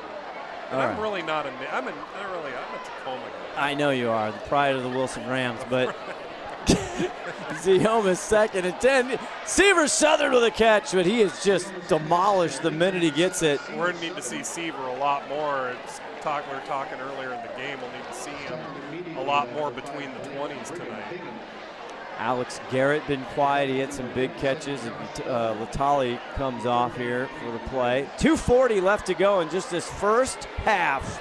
3rd and 3. Boy, it seems like it's been a long night already. And finally 4 down territory. They're not pinned back. Zeoma's high snap. Now he's on his wheels. And cannot get it to, it's incomplete, bounces off the deck, trying to go for Bo Burns. Bo was open, just, I think Aiden should have probably just held on to that. He probably could have got that 3 yards. Clock stops at 2:22 left in the half. 4th and 3, I think they're going to have to go for this, obviously, inside on the positive side of the field. This is actually, historically, this is a play Glacier Peak never even thinks about punting.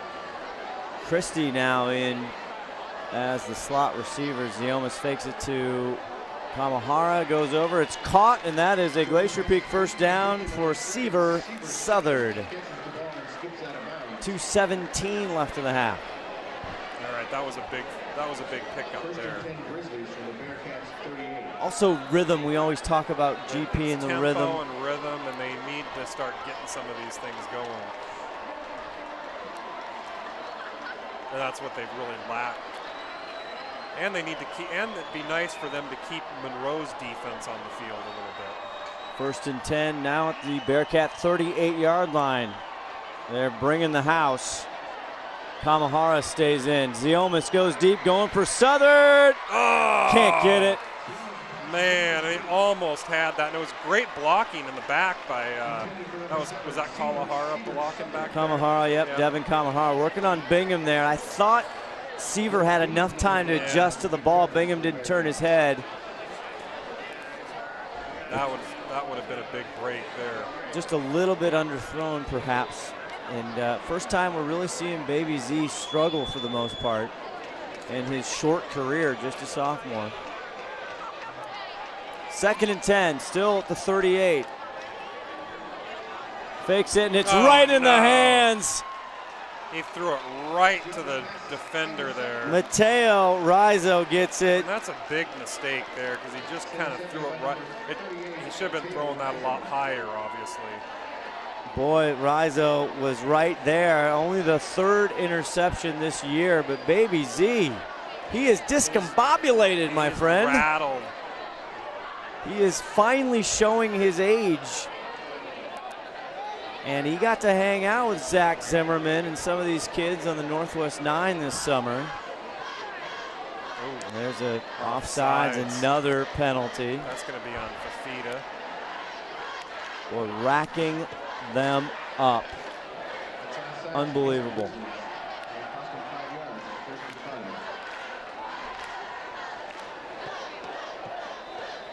Next week, STSPN, we hit the road. Get out the tour bus, Todd. We're heading to Lake Stevens. We haven't been up to Lake Stevens before. Yeah, we did. We were there once. That was Lake Pettit. That's when, you're right. That's when, oh, look at that. Jerome. He might be gone. Pettis tries. Kranz finally brings him down, but J.J. Jerome. Yeah, you're right. Was that that was the first time we played Lake Stevens, or the second? I think it was the when their quarterback from last year. yeah, Jacob Eason. We saw him as a freshman here, but I think we that was the second time we went there. Yeah, we went up there. Pettis hit that big field goal. He needed it. Dude, that was a close game if I remember right. Yes, GP came out on top. 1st and 10 now at the 23-yard line. Zimmerman going for one more time. Bingham! Oh, just outside the fingertips. Actually, a pretty decent throw. And that's Nate Schaub, excuse me, Tim. That was on the coverage there. First time this year the senior Nate Schaub gets out there. Yeah, they've been missing him. And Monroe going for the jugular. 2nd and 10 from the GP 23. 1:31 now left in this first half. Stay tuned for the Action Jackson halftime show. We'll try and get some scores. Interested in that Edmonds Woodway-Linwood game. Jerome here at the pitch. Jeez, he's just spinning, bouncing. And bounced. Oh my gosh. No one can bring him Still down. going. Oh, touchdown, the Jerome. blocking is phenomenal. But man, he bounced off about 5 Glacier Peak defenders there. 23-yard run for J.J. Jerome, and you saw on display what coordinator Steve Hannon talked about. His balance is remarkable. Yeah, he kind of said he was like Marshawn Lynch, the way he bounces off people. 44-6. We talked before the game. We knew this was going to be tough with the injuries and everything. I don't know that I thought 44-6 going into halftime. No, I don't think anybody thought that. Zimmerman on for the extra point. It's up and it's good. 45-6. One shy of a running clock. Look in the history books, ladies and gentlemen, with 1:17 left. Not too many times you've seen GP score 6.5. No, and not too many times that somebody scored 45 on it. And and Steve Hannon has pride, is shaken. Now you just wonder, are they going to give up now? I mean, it kind of almost looked like they gave up on that last play. I mean, they shook off like 5 tacklers. Ricky, looked like Ricky's limping. hobbling, yeah. Jeez. I mean, it is the walking wounded. Without a doubt. I'm trying to think of another term for it, but yeah, it's absolutely. They are just beat up. My goodness. 4A. Welcome to 4A, GP. You think that's part of it at all? Not really. I don't. I mean, I think we talked about that. I mean, 3A's just as competitive, if not more competitive. Maybe we should talk about the debate from Monday night. That was kind of lopsided too. Oh, we're going to have to dig through the archives. It's going to be storytelling in the second half.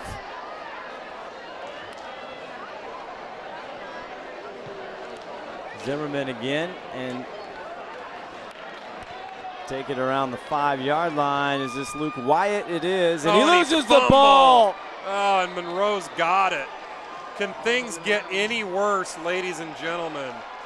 If you're Glacier Peak, everything that can go wrong is going wrong. Unbelievable. Yeah. 109.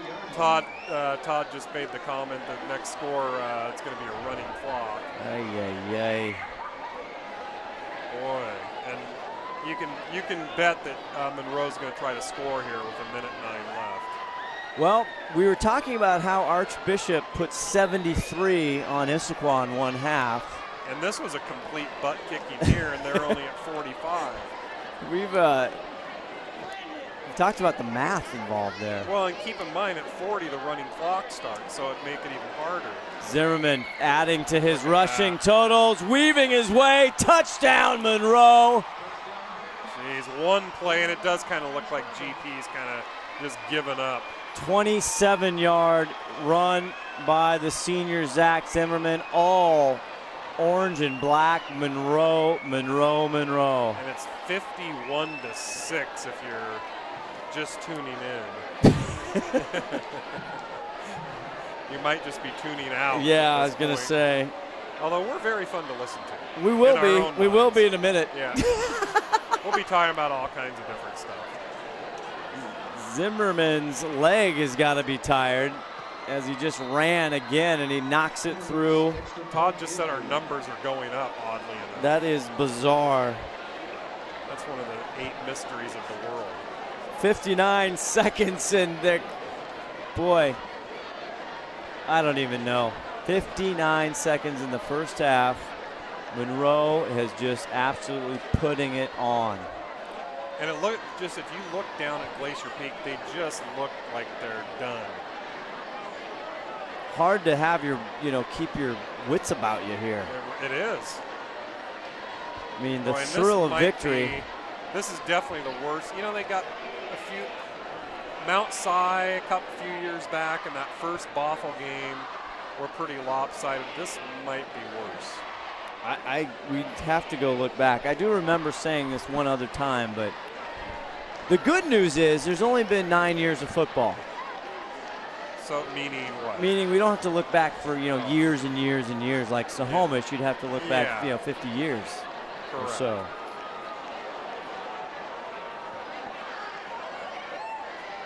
Now, do you, if you're Glacier Peak, do you get your younger kids out there? I mean, they're going to have to just from injury sake. But then the problem is you got these young. If Monroe still has their starters in, you're going to risk getting the young, smaller guys hurt. Yeah. Goes without saying, the injuries even coming into the year. I know Ethan Smith was going to be big. As Kadoma takes the ball, and he's whipped down at the 20 by big number 74. And those Monroe kids are jacked up, and they should be. That's 17. They're not doing the running clock. Yeah, why aren't they? Maybe they don't start the running clock till after halftime. That could also answer the Archbishop Murphy trivia question. Yeah. Because I don't know how you'd get to 73 with a We worked clock. on that for a while. Oh, yeah. We've had people running algorithms on Yeah. it. We've got we got the IBM computer going. Watson? Yes. Well, a lot of Post-it notes. I haven't seen that many Post-it notes out in a long time. Oh, yeah, Watson couldn't figure it out. So trying to just Different do formation. something here. Yeah, it's Ziomas, and they give it off to Kamahara. Kamahara, nice run up the middle for Devin. They'll get close. They'll get to 8 yards. And at 51-6, you have to think that Monroe's going to start subbing players. You'd think. Glacier Peak band getting ready to enter the field. But look at Monroe. Monroe's not nearly as deep as Glacier Peak if you look at their sideline.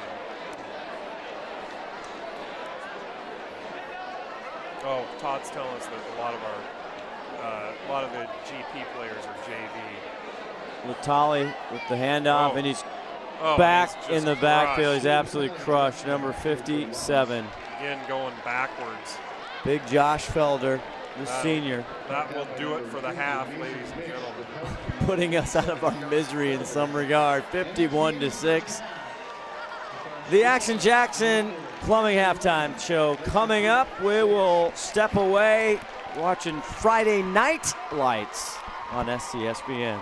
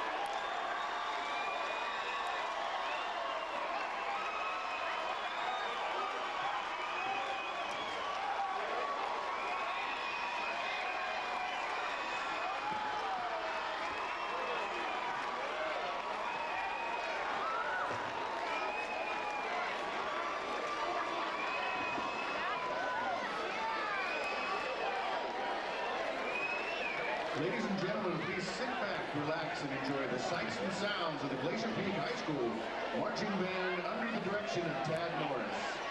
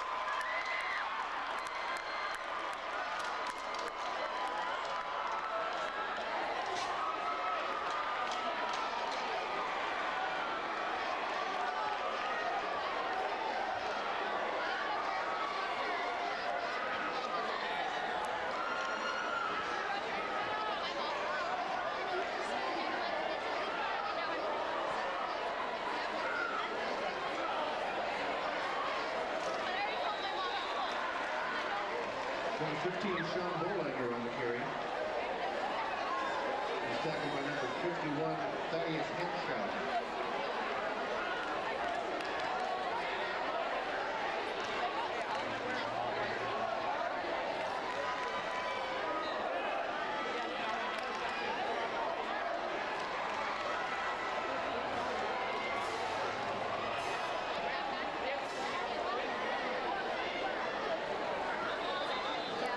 Spencer Kramer now in for quarterback for the Grizzlies. Scrambles to the left for a short loss. Number 38, Mateo Reiser. Along with Keaton Dillon, number 23, had a stop for the Bearcats.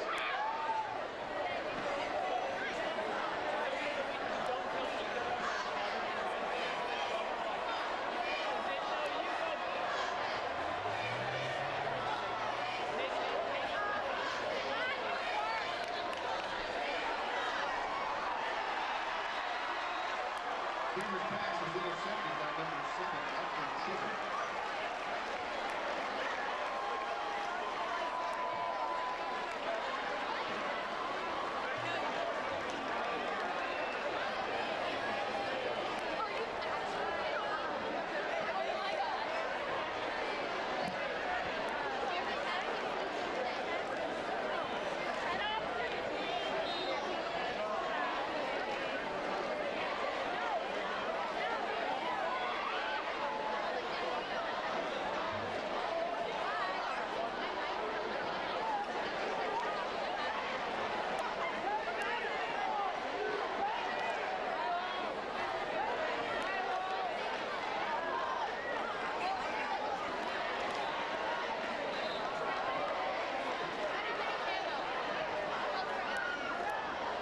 Number 23, Keaton Dillon is the ball carrier for the Bearcats.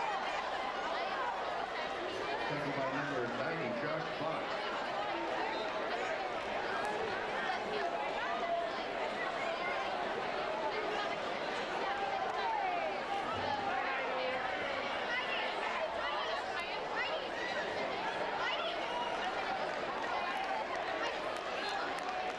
Keaton Dillon tries the middle, but finds nothing there. Tackled by number 39, Jared Tabobo.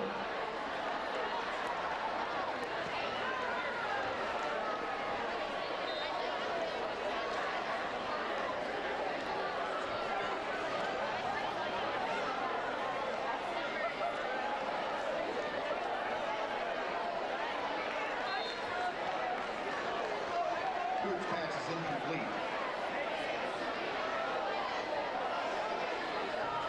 It was intended for number 7, Upton Chisholm.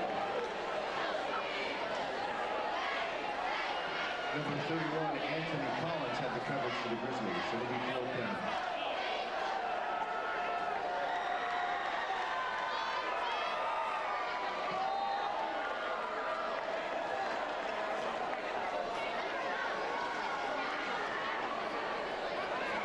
Number 29, Luke White is back deep, expecting a punt from Zimmerman.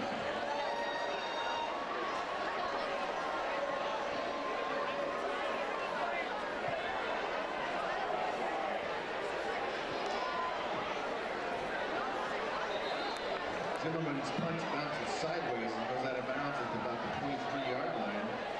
The Grizzlies will take over 1st and 10 right there.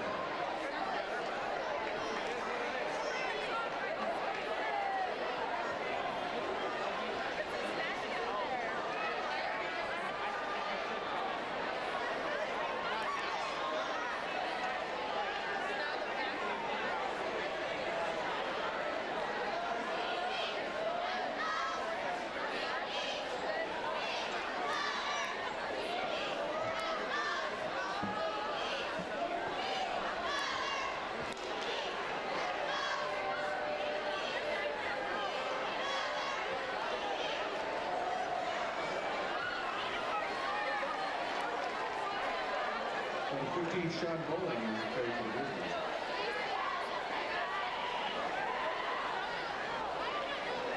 Tackled by number 23, Keaton Dillon for the Bearcats.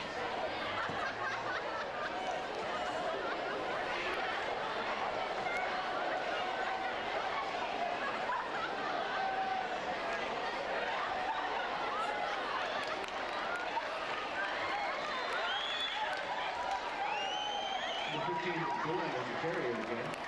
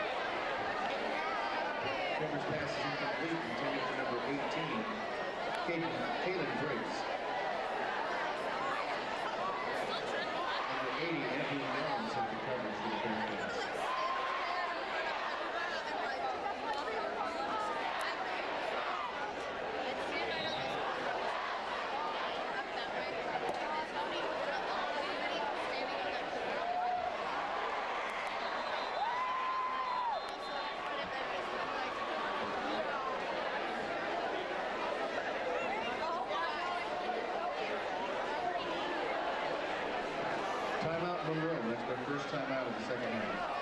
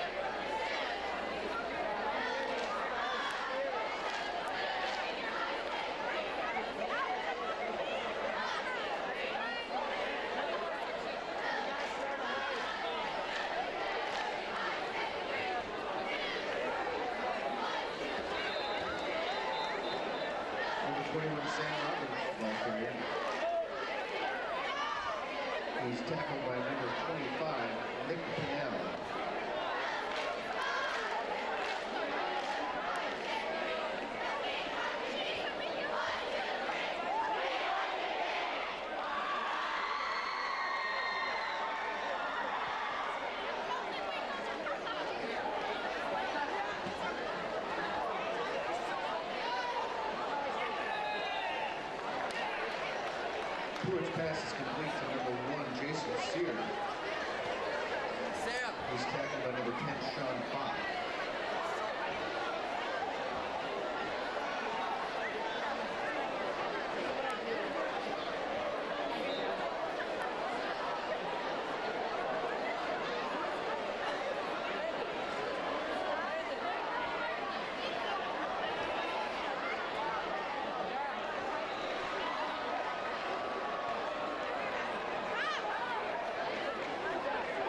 Sam Robbins is the ball carrier again. Brought down by number 25, Nick Pinnell, with help from number 89, Dawson Crawford. He's third down right at the midfield stripe.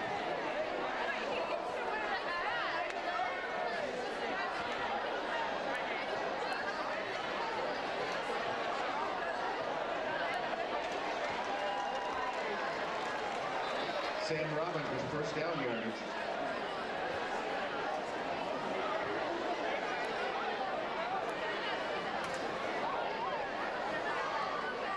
Pinnell and Crosby again combined for the tackle.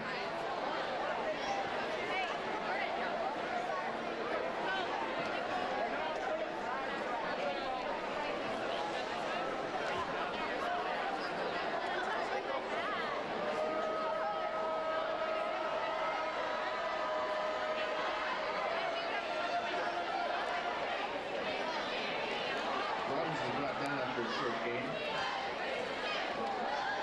Again on the tackle is number 25, Nick Pinnell.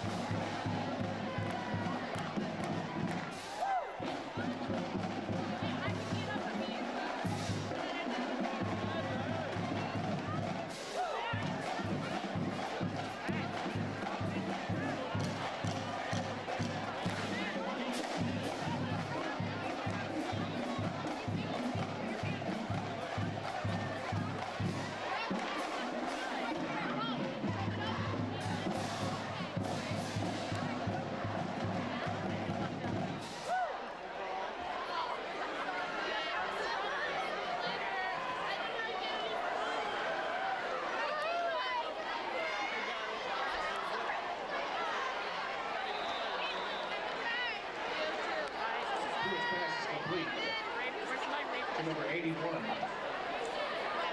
There's a white iPhone that's been found. It belongs to somebody named Lori, L-O-R-R-Y. A white iPhone that belongs to Lori. You can find it at the concession stand.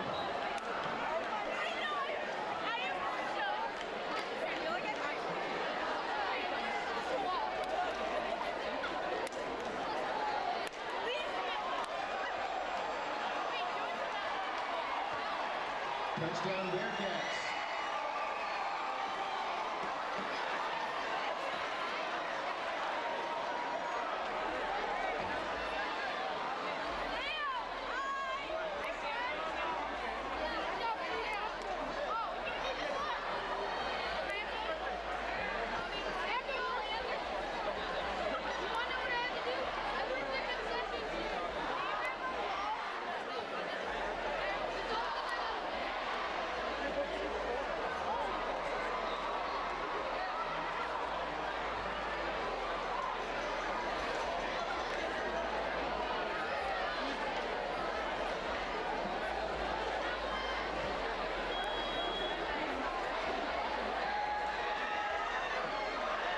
The extra point is no good.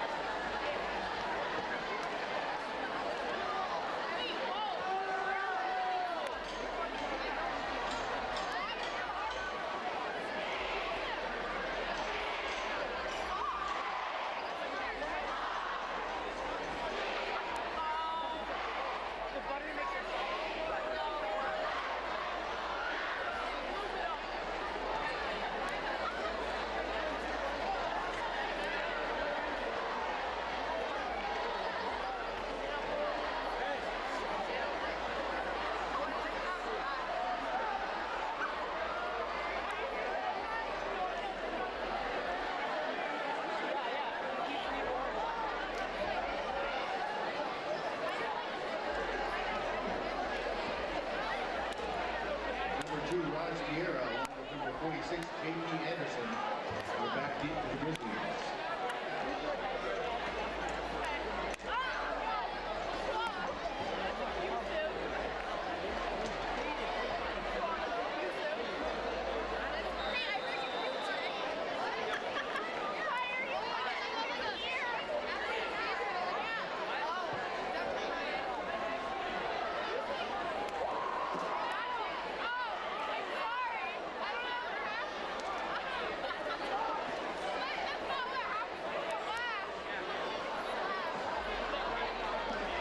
Here on the return.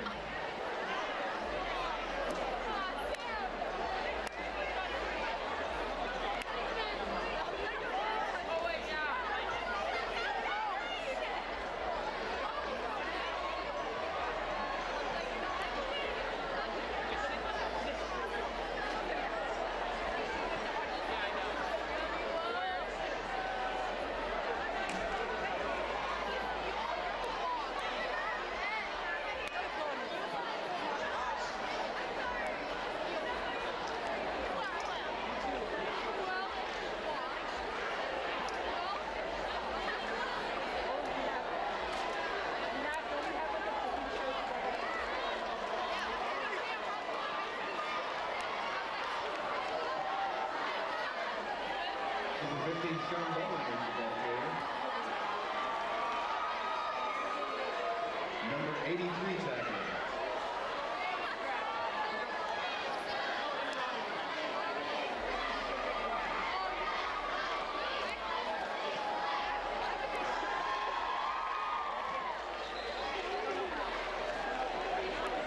Anthony Collins was the ball carrier.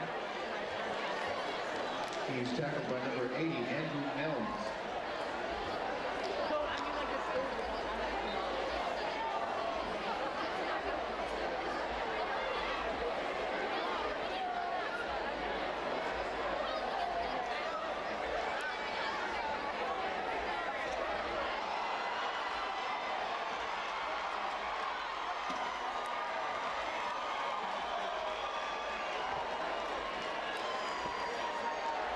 Kramer's pass is intercepted by number 23, Caden Dillon.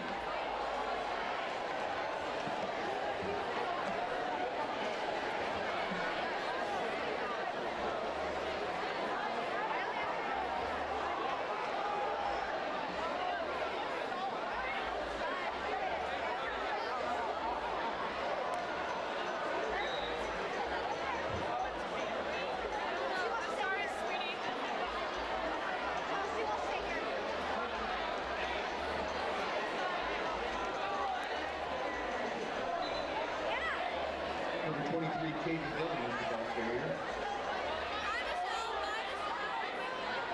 He's tackled by number 80, Tyson Boyle.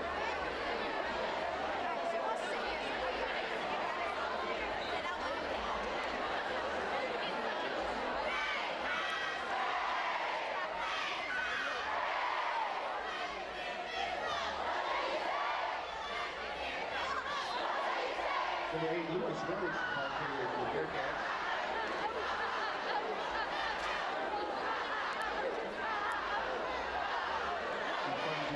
Blue, led by number 68, Aiden Nelson.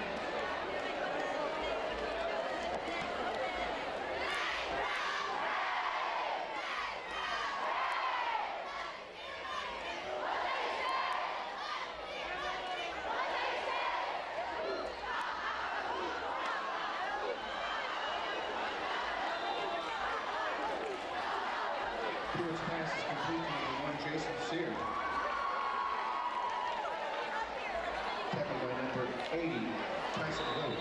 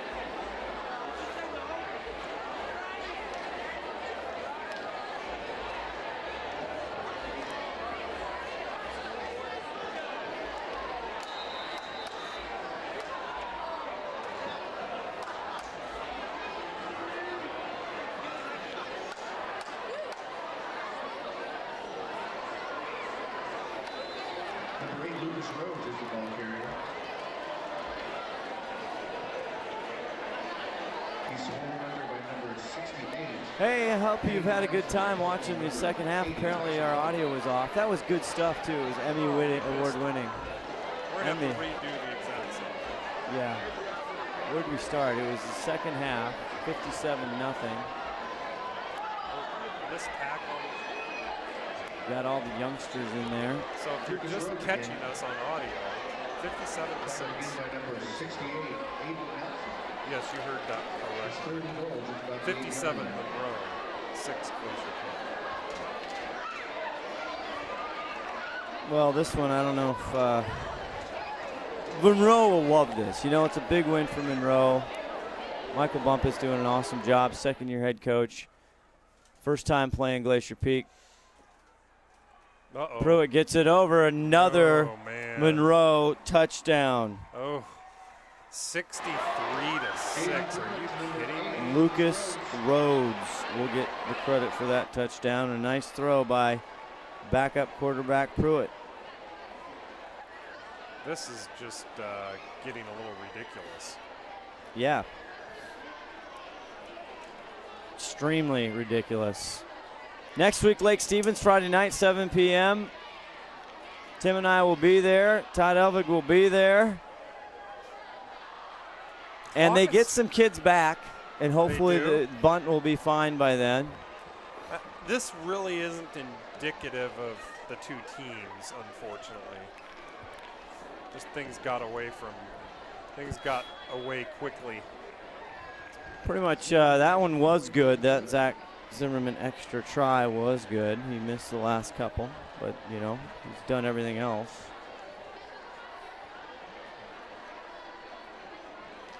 $64-6. Are you kidding me? It's just remarkable.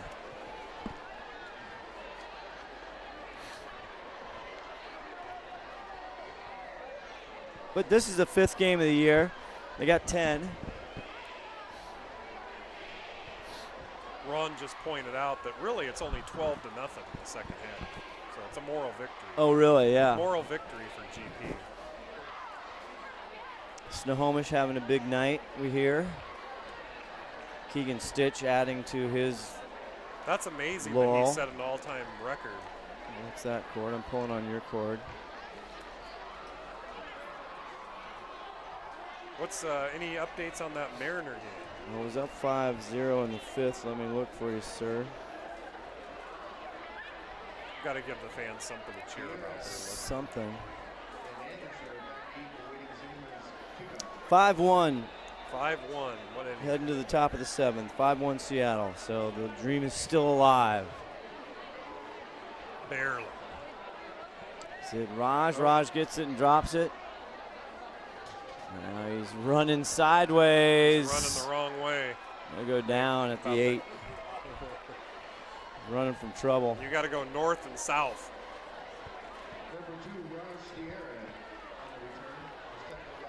Preferably north, right? It's usually what they try and tell you. This is a big challenge for the coaching staff, for everybody to keep these kids like engaged after that. They still got to go to practice. They got to go, you know. Yeah, you just kind of wonder what happened. Yeah, what did happen? Well, I want to know what happened to Baby Z again. That first few series, he was just completely off. Not even close. There was a failure to communicate. Something of that nature. Handoff. 5:19 left in the game. Number 30. Oh, that's Jared DeBobo. I love him. How do you? That's a great name. It's a fantastic name. How do you pronounce it? It's Jared DeBobo. Tabobo. God, my favorite name, and I can't even get it right. How do you get a name like that? You can't just get a name. If you go down to the DMV and try to change your name to Tabobo, they'd say get in line. You're gonna have to wait 6 hours for that one. So many have tried to get that name. Yes, you can't just change it instantaneously. Tabobo again with a carry. He's nice. He's a little spark plug. Tabobo. He is. Gets after it.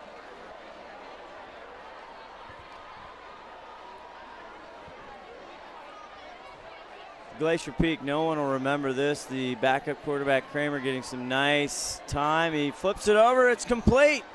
Number 14. And a GP first down. Look at that. It takes 5 Monroe defenders to bring him down. Who was that? Evan Manis. Oh, and that's he Evan Manis? Yes, we Oh. had him. He played earlier in the year. And he's a sophomore, right? I think he's a sophomore. He is. Yeah. Correct. Good athlete, that kid. Monroe next week, they are at home against Mariner. And then they get Mount Vernon for homecoming. Then they play Jackson. And the big one now that everybody's going to be waiting to see it for Monroe fans, October 28, Lake Stevens. That's very likely going to come down to the conference championship right there. And it's at Lake Stevens. Connor Bardou. 2 great quarterbacks will be going head-to-head. Connor Bardou's having a great season. Yeah, he's playing big.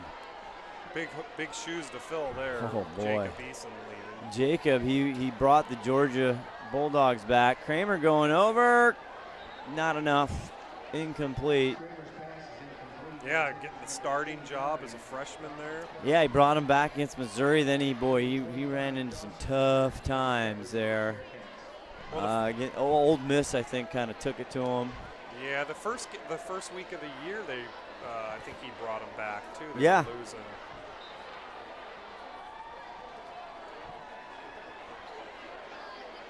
.249 left to go here. 64-6, Monroe.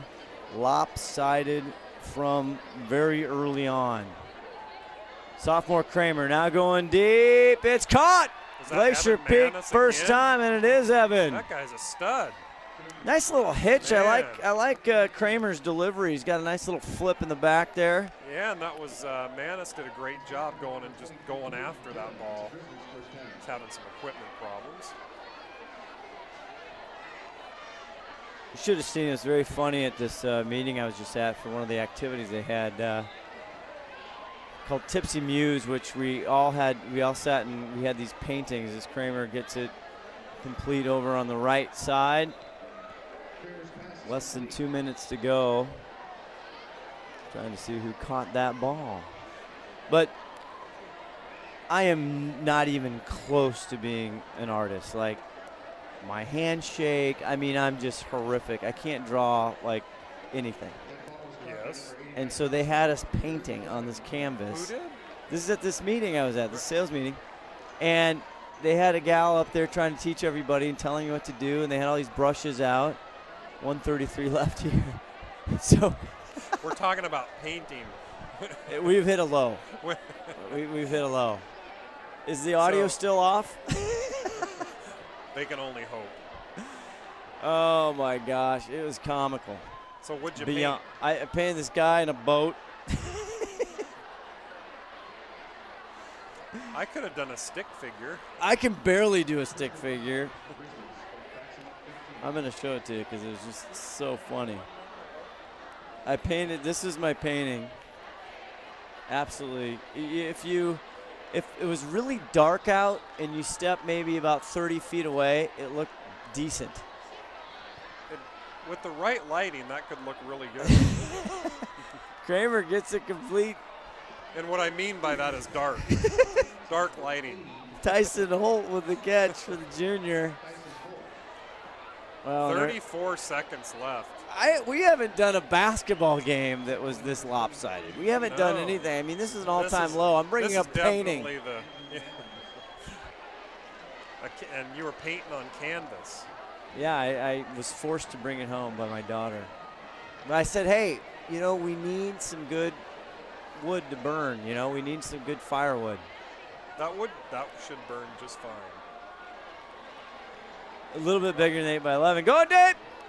Underthrown to Evan Manis. Boy, I can already see the future before our eyes. The Kramer to Manis connection. Yes. And that does it. 64-6 for everybody at STSPN. This is Scott Ohsman saying good night. We'll see you next week.